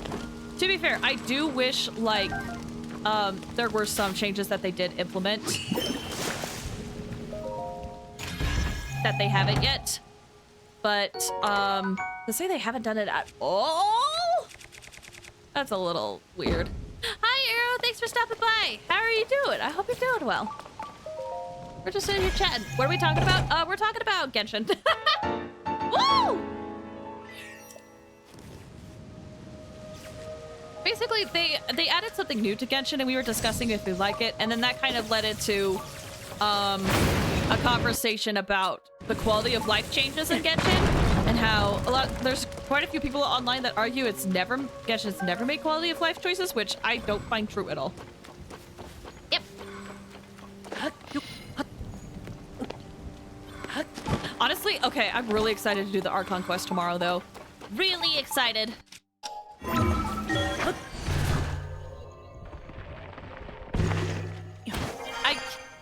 I keep trying to... okay, guys, I have something to say. So, I did get spoiled. But I literally did all sorts of stuff to prevent spoiling. You want to know how I got spoilered? Yes. Want to know how I got spoilered, guys? The person tagged the spoilers as 4.2 updates instead of 4.1 updates. I was so mad. I was like, this isn't 4.6. Same? Oh, I'm so excited. I'm in the middle of the second one. Oh, also, I think I'm gonna be wishing for Nouvellette. So, yeah. I need good luck. But I think I'm gonna wish for Nouvellette. It's one of those things where, like, before even I saw his playstyle, I just really liked him as a character, and I was like, I would love to have him. And then I was doing the trial run yesterday, and maybe it was a combination of, like, the fact that trial runs give you a lot of energy, or you have, like, their best in slot weapon. But it was so much fun. I'm like, well, I'm gonna try. We're gonna try to get Nouvellette. I'm a wish for him too. Oh, hey!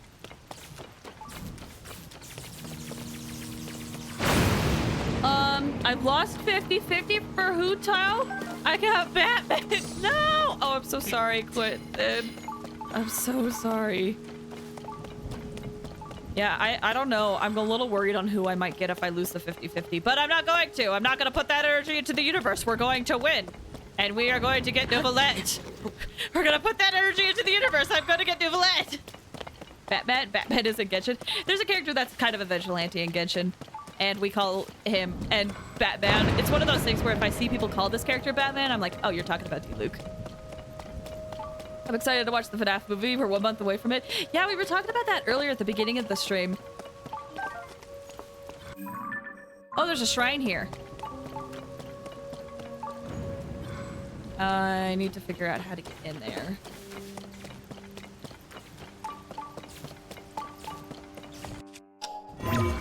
Yes, D-Luke. Yep. Again, it's one of those things where if I hear people call D-Luke Batman, I'm like, yeah, I get it. I understand. I understand what you're saying. Saw 10 is coming out next month? It is? Wait, there's 10 of them? I know most people are looking forward to Wonder. Wait, is that actually like next month? I didn't think it was next month. Oh, jeez. Wow, there's 10 of them. Dang.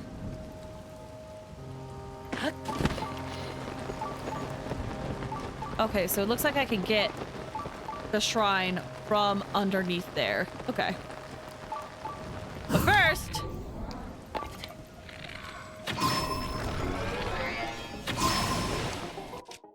Have I taken a picture of this? I have. Okay, cool.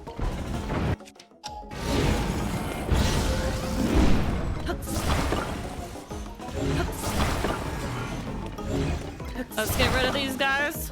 The little joints at the end of the feet.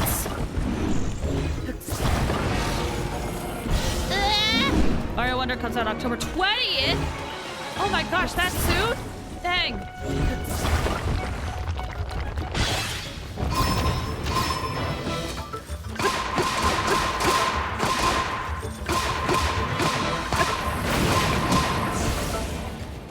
Where did the chest go? Is it still on there? I hope it didn't fall. Oh, it's right there. Okay, good. No! Dang it. Yeah, we were actually talking earlier if, like, how people felt about the trailers in that, and if it was, like, too much or something.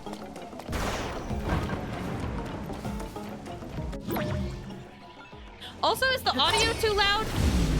I'm not sure if it's always loud during fights. The settings should all be the same from last time, but I never know.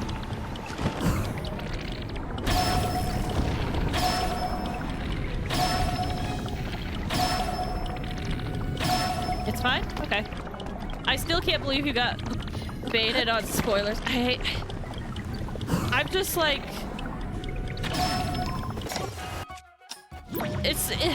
Like, I literally did everything! I saw a screenshot, and I'm really hoping it's not part of the second quest again. Like, how does this keep happening?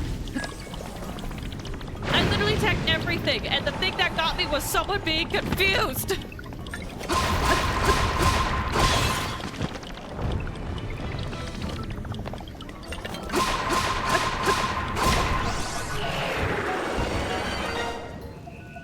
Yay!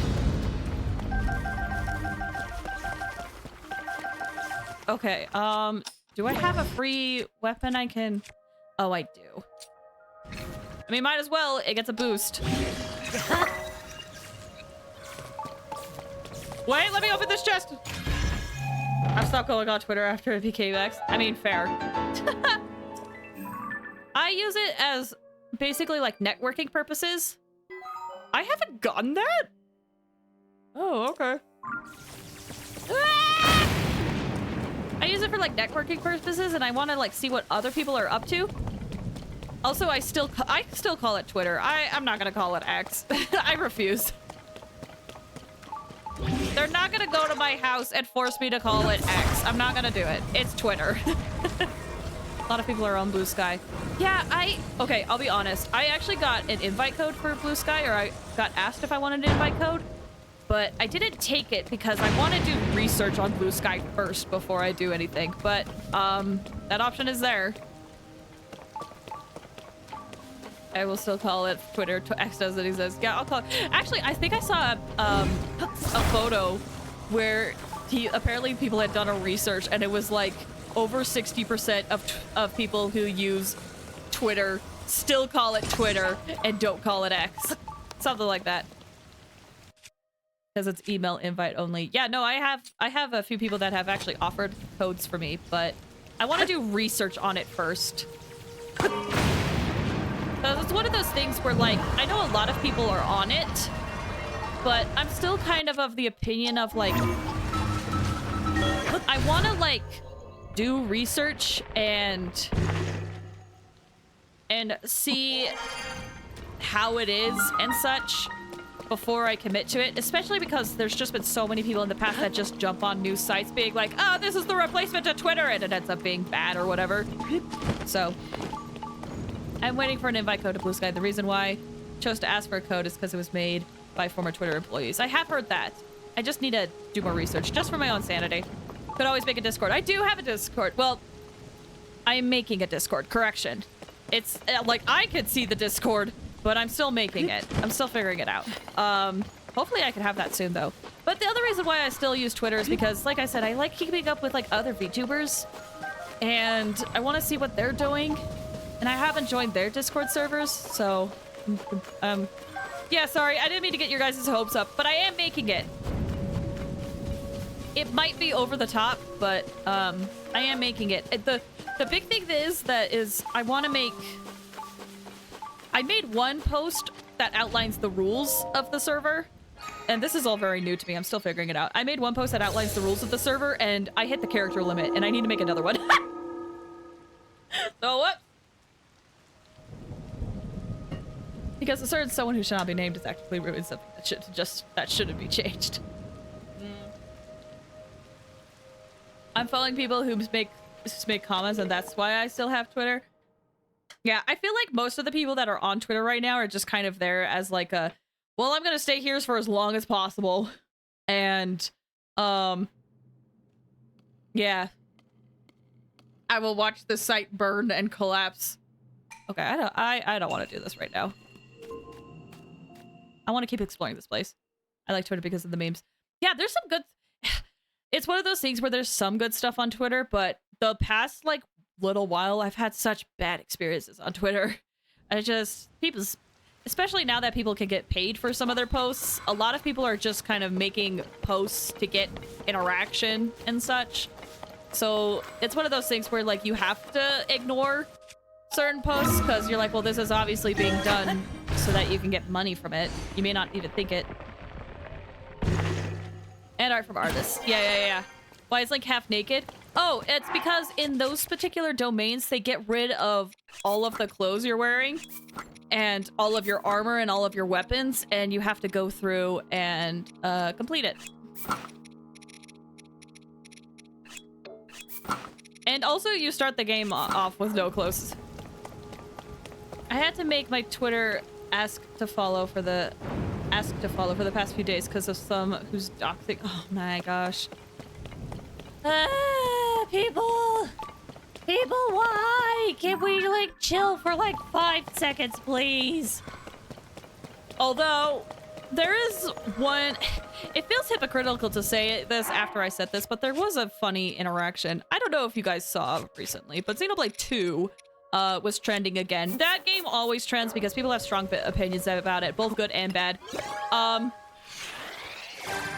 So the reason why it was trending this time, though, is because there was someone that was just going off explaining, like, Xenoblade 2 would be better if it wasn't for, like, all these reasons, and they had some very strong language. It was language like Xenoblade 2 would be a lot better if the main characters did not have big boobs and they didn't, like, horrify and make all the women sluts, and it was very strong language, and they were just being like, and this is why Xenoblade 1 is superior if you ignore, like, Charla, who is very clearly supposed to be a slut, and it's, like, very strong language and stuff, which I like the first game out of all of them, but, like, oh my gosh. So then, this Twitter user who went off apparently had their full name in their profile, and someone did a Google, and they found something, and so they replied to this person like, oh, is this you? And it was a court record for a registered sex offender. And it was like, oh, whoa.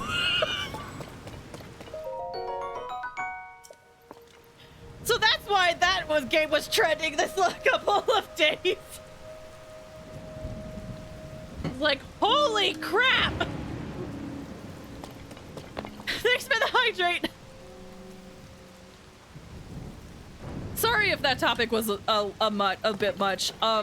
It's just one of those things where if you're browsing Twitter, you don't expect to see that. You're like, excuse me? Talk about being a hypocrite, for real. And it sucks because it's one of those things where, like, people are like, man, this is why Xenoblade 1 fans keep losing. And I'm like, don't group us up with this guy! Are you kidding me? There's a lot of likes in here. What if we just...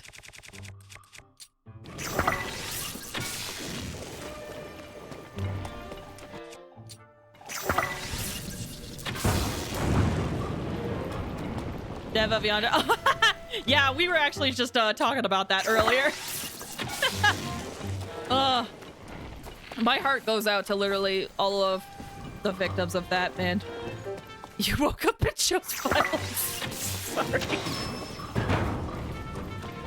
That game will never got finished, never will at this point.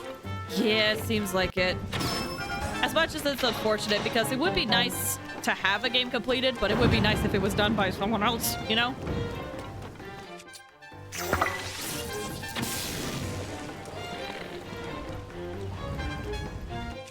I like the game behavior creator. Yeah, it's like, I feel like it's like the same people with I feel like it's the same people about Minecraft, like how everyone says like, oh no, Minecraft was created by Hatsune Miku. You know, I feel like it's one of those situations.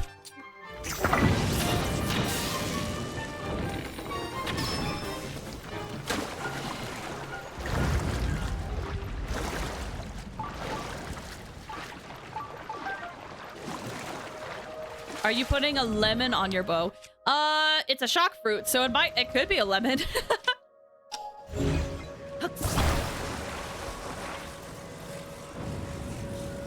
It could very well be a lemon.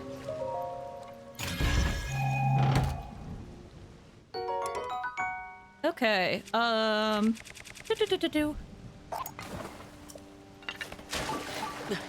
The only Xenoblade that actually enticed me was Xenoblade X. Not sure if it'll ever come to the Switch. I've actually talked about this. Xenoblade X is I usually don't, like, have any expectations or, like, hopes when it comes to Nintendo Directs, because I feel like that's just setting yourself up, you know? Like, I just want to be there to watch games, right? But I will say, I would be lying if I didn't...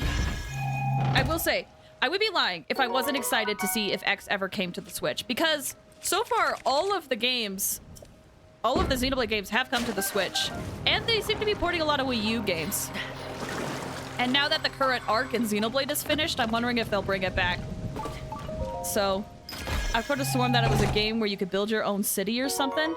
X? No. X is not a game where you can build your city. Well, you can build a city in a way that, like, you can go out, explore, and do quests, and it will make the city bigger, but you can't, like, it's not like a creation thing. You can't go into, like, character, or not character creation. You can't go into, like, world creation and make a place. But you can do stuff in-game that will improve the city, but in a, like, predetermined kind of fashion. I've never played any of the Xeno stuff. If you like JRPGs, I would recommend it. But well, why did I pick up a tree branch? Get out of here. But yeah, I also want to give X another chance because, to be honest, when I first played it, I didn't really vibe with it. It just had a lot of focus on stuff that I wasn't too much of a fan of, and I preferred the Number series. But as time has went on and I have, like, learned and researched more about it, I really want to give it another shot. So that's why I'm kind of hoping it comes on the Switch, because I would like to give that game another try. And I would actually like to beat it this time. I have another question, Genshin question? Yeah, shoot, go for it.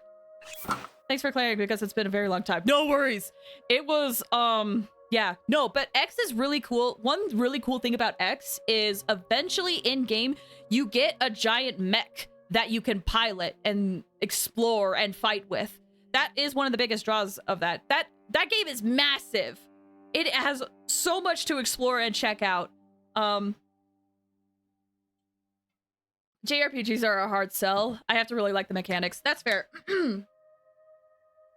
Xenoblade is real-time combat. It's not turn-based. So that might be up your alley. I don't know. I would say look at a few videos, gameplay videos, and see if it's if you want to check it out. I would love to play through Xenoblade though one day on, like, my own channel, whether I stream it or if I, like, record it, because I don't know, I would like to play through it at some point.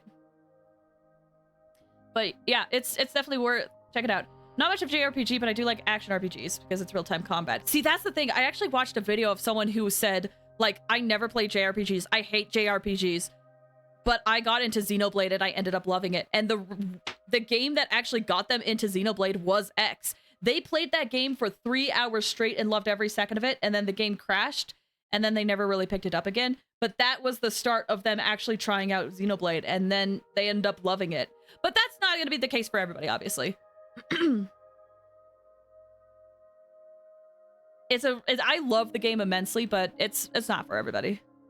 Will you ever make a request where you can check out people's teapots? I would like to. I just haven't sat down and, like, figured out the logistics of it and stuff like that. But I would like to. I remember when you guys suggested that a long time ago, and I thought that was a really good idea. I used to play Final Fantasy 15 and Kingdom Hearts 3. Those two are action RPGs. Yeah.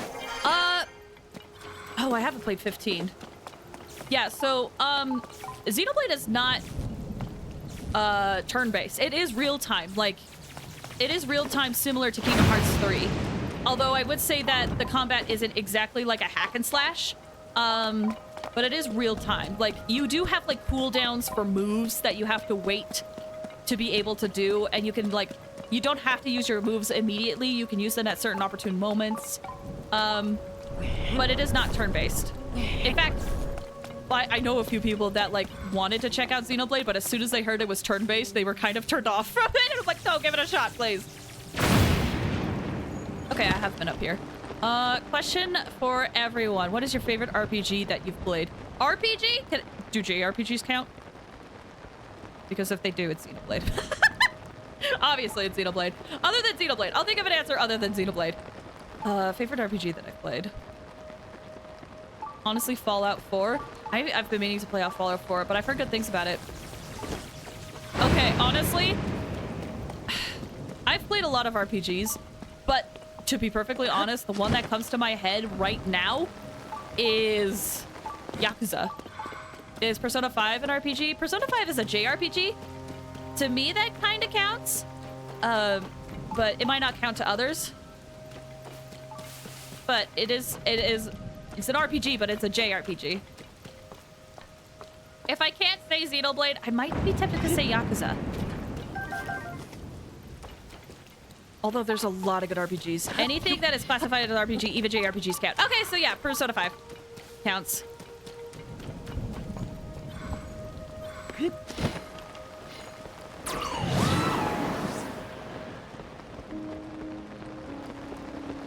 Ooh, there's stuff down here. Hold up.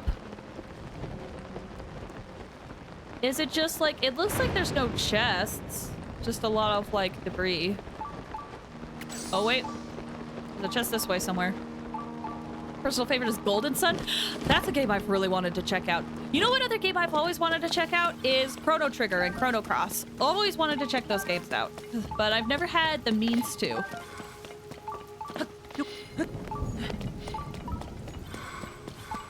It's above? Okay. So it looks like a lot of these down areas help you get up.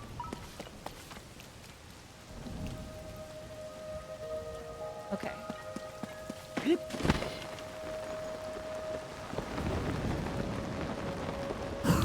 Let's see. I do not like turn-based RPGs because it's like playing a card game, and those aren't fun either. I would personally disagree, but but you know, to each their own. But I'm also just the kind of person where I just feel like I have a lot of flexible opinions when it comes to games. I know some people that do prefer turn-based RPGs. Like if a game has a turn-based RPG, they are more inclined to play it. But then the reverse is also true, is that there's people who are like, as soon as they hear that it's turn-based, they're put off by it.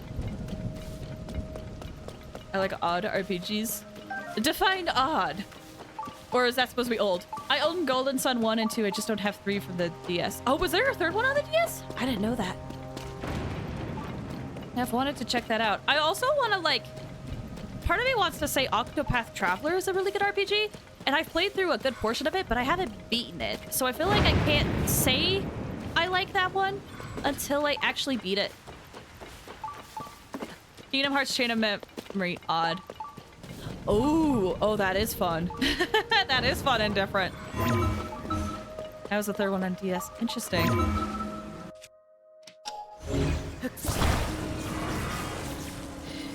Oh, this is metal. That's not gonna work.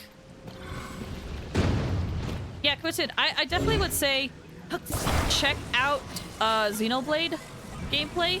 See if it's up your alley. And give it a go if you are interested.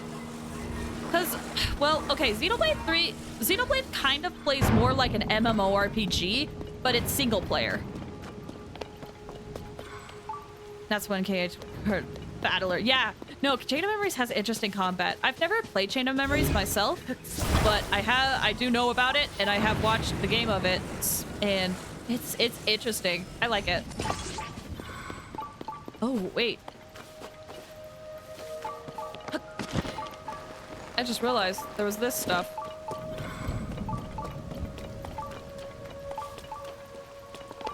You have to get late into it. Oh, into Kingdom Hearts, into Chain of Memories?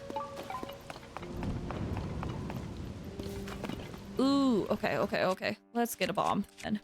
Nintendo should do what they're doing for Mario RPG Remake Golden Sun. I would actually love that. I would actually love that.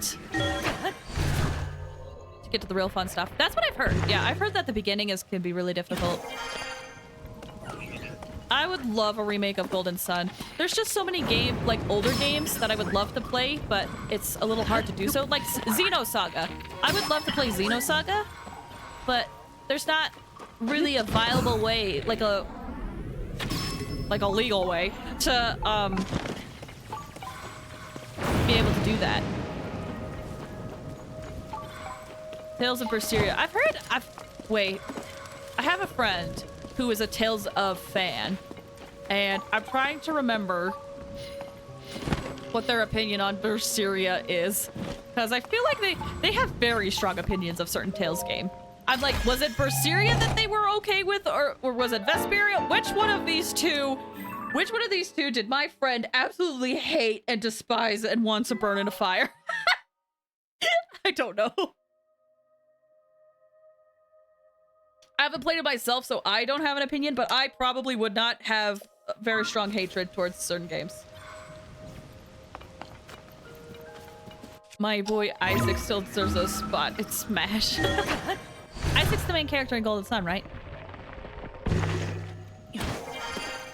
Like I said, I'm still figuring it out. Or I haven't played it, and I don't know the lore, is what I'm trying to say. Yeah, okay, okay, okay.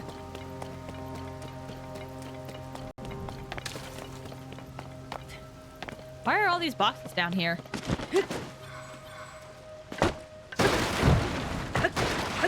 Does this... anything? Nothing? Okay. The Pro Tag is really bad at first, but it was the first game where Theo made me believe the MC had a mental break. Ooh, interesting. Yeah, I wish I could remember. Honestly, I've wanted to try out those series despite some of my friends' recommendation, but or like de-recommendation, the reverse. But I literally can't remember the games. They have told me like 5 times, and I always get it confused.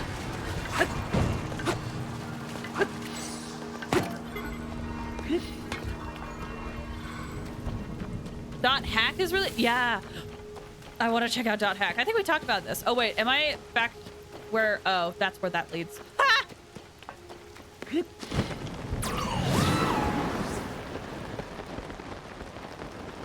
Let's see. At least 2 of them. Anyway, his son Matthew is the pro tag of 1 and of 3's Golden Sun games. Oh! Oh, that's fun. That is fun.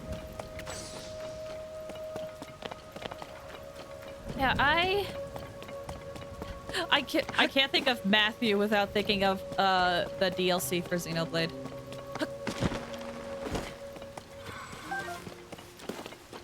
Oh, thanks for the hydrate. Dude, also we briefly touched on Mario RPG, but I'm so excited to finally play Mario RPG, guys.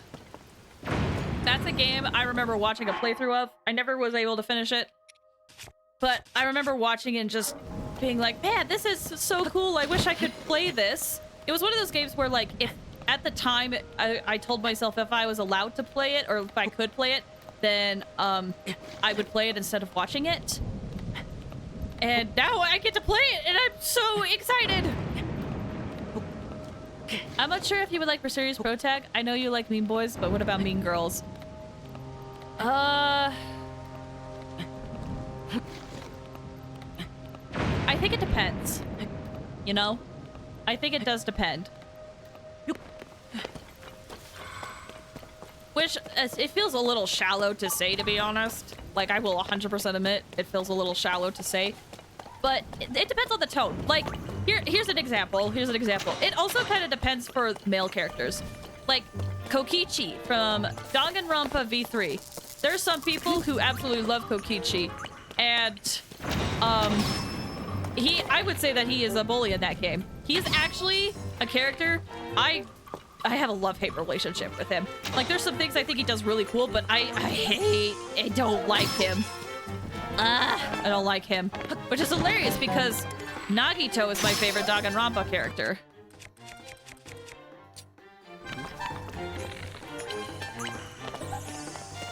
So that's an instance where, like, oh geez, that's an instance where, like, Kokichi is like a mean character that I don't vibe with, but I do like characters like Scaramouche and like Nagito. I don't know, it just feels a little peculiar. Can't wait to finally play that RPG that spawned all other Mario RPGs. Right? Asking about your taste. So it's just opinion. You can be shallow with fictional characters. That's fair. Yeah, what is there a mean girl that I have liked? I'm sure there is. I just can't. Is there a mean girl that I've liked? There has to be. My brain is trying to be like Undyne, and I'm like, Undyne was amazing. Shut up, brain. Maki roll. Oh, Maki was great. I love Maki.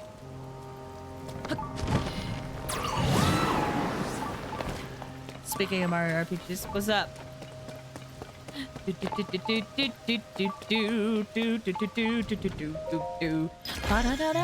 Undyne is kind of a mean girl at first. I mean, at first, but she's so good, man.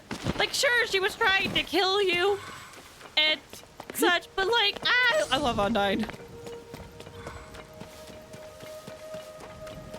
After playing the original, you'll need to wait 1,000 years to play the next one. Oh, wait, are you talking about the Paper Mario? What about Kirumi or Angie? Loved Kirumi. Be sure to pick her contour. Okay, so it is Paper Mario. I loved Kirumi. Loved Kirumi. Angie? I was meh on Angie. No, you just need an old door. Just a very old door. You'll be good. Ooh, look at all these delicious fish. Yoink.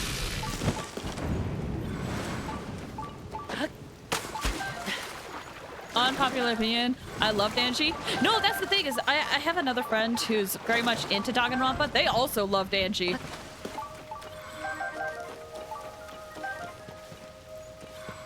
Yeah, I think Angie had her moments, but I think what it was is when we got to like chapter 3 is I have mixed opinions on what happened in chapter 3.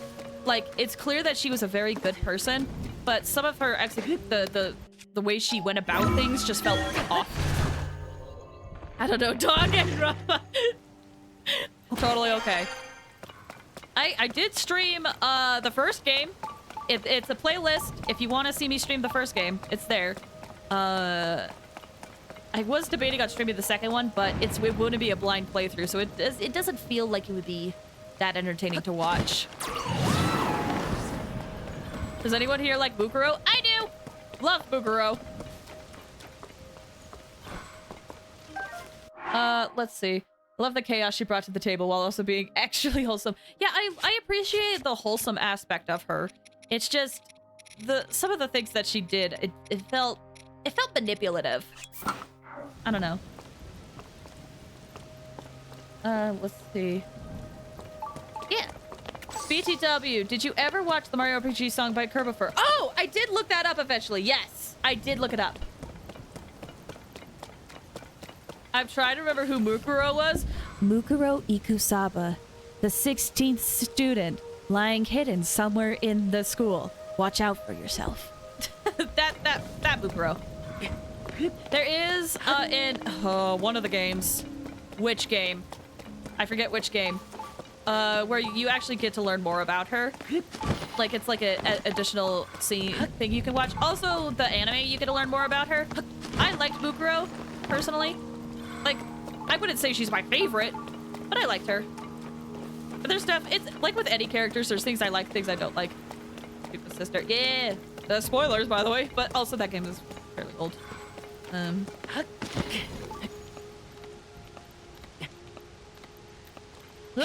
Oh, I don't have the thing on. Where is it?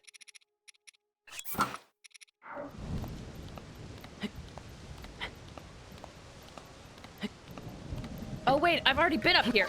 Dang it! Didn't she like have a crush on Juko? It was definitely implied. That's one of the things that I don't necessarily like about Mukuro. But I like a lot of her other character personality and such. But it is implied that she really likes her sister. Chiaki is a beloved character by many. Chiaki's great, man. Chiaki's great. I feel like, wait, let me make sure I have the right character in my head. That's the gamer, isn't it? Unless I'm getting it mixed up with another character. Chiaki. No, that is the gamer. Okay. Yeah. I honestly feel like Chiaki is probably one of the most, if not the most popular Danganronpa characters. Yeah. Hey. Oh, I love Danganronpa too, man. Miyu Iruma? This is probably unpopular. I liked Miyu. I really liked Miyu. Was she mean? Oh, she was mean. She was literally a character that was designed to be hated. Like, the creator made her so that no one would like her. And yet, she has a lot of fans. I liked her in the end. Like, she wasn't the best, but I liked her. She was a potty mouth. She was very vulgar. She was the character that, had a sprite that had to be taken out of the game because it was a little too much.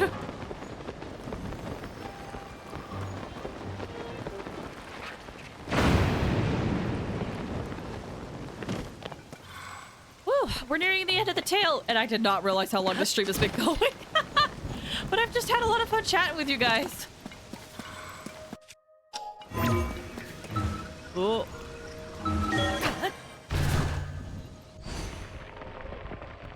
Oh, I should say, Danganronpa is a visual novel, which I know isn't gonna vibe with everybody, but if you're down to check it out, I did do the first game. It's been fun. It's been really fun. Gosh, I missed streaming so much. Okay, let's get to the end of this area just to see what's at the top, and then we'll probably have to call it there. Oh. What about Ibuki? Oh, Ibuki! Ah, is this just... Oh, I love Ibuki. She's so good. Isn't it like a clone of Ace Attorney with a twist? I would say they have a similar concept in that you both go to trials and you have to figure out who the murderer is. But I would say that they are very different games, like execution-wise. It's one of those things where, like, I would say to check out both. You know, like if you like Ace Attorney, check out Danganronpa, see if you like it. But there's a chance, like, just because you like one game, you'll like the other. So.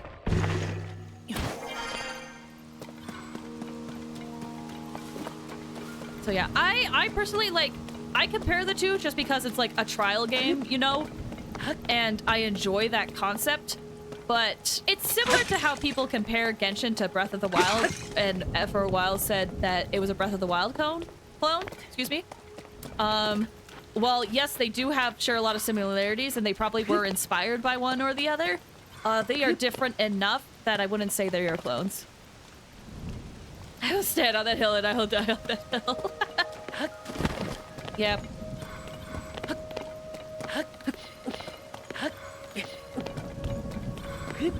Yeah, I would say it's worth checking out, but you may not vibe with one or the other. I personally love both. I love Ace Attorney and Danganronpa so much.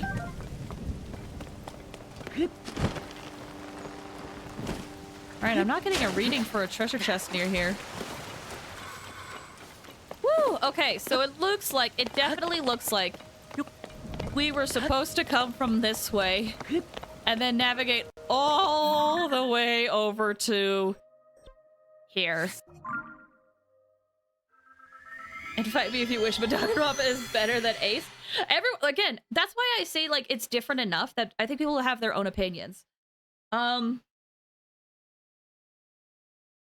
I personally like both. I don't know if I would put one over the other because to me, I feel like they do good things differently in their own way. That it's hard. And to be honest, I go back and forth. There's some days where I'm like, oh yeah, I love Danganronpa more than Ace Attorney. But then there's a lot of times where I'm like, no, I love Ace Attorney more than Danganronpa. Both are good. I do remember there was a Danganronpa third-person shooter game. Yes, that is the Ultra Despair Girls. And that is considered to be the black sheep of the series because it's very different from the rest of the series. Which is a game I watched people play. I watched the playthrough of, so I know what happens, but I didn't actually play it myself.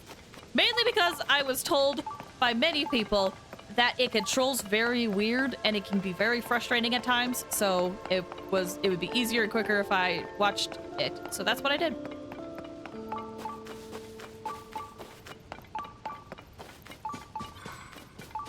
Although I will say the story in Ultra Despair Girls was very good. I enjoyed it.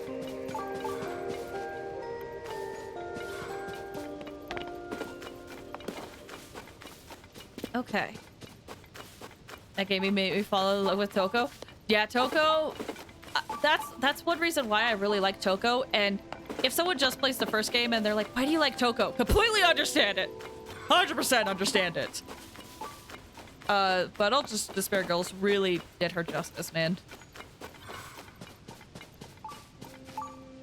Whew. Okay. That was quite an adventure. Where's my thing? There it is. Himiko. Is my magic. Okay, yeah. This went on for a little bit longer than I had intended, but this was a lot of fun. And so far, so good. I think things are okay on this stream. Kyoko. I think things are okay on the stream. The real test will be tomorrow. We'll see how things go tomorrow with Genshin. So, yeah. Let me head to the end screen and we'll talk about stuff. Okay? Here we go. Woo! All right, let me just double check my activity feed to see if I have to... Nope, we're good. Okay. Oh my gosh, this was a blast. Guys, thank you so much for watching and sitting and chatting with me. I really appreciate it. These types of streams are always fun, where we progress with the story and we do a lot of exploration, but we get to sit and talk. It's great. It's a good time. Indeed! So, yeah, tomorrow I'm gonna wish for Nouvellette in Genshin, and then we are hopefully going to start the Archon quests, and we'll see how far we can get, okay? I think that's all I gotta add. I'll let you know if I have to change anything. No raid today because it is late. I did not realize how late it was. So, yeah, we'll do that later, okay? Thanks for watching, everybody. Have a good one. I hope to see you tomorrow.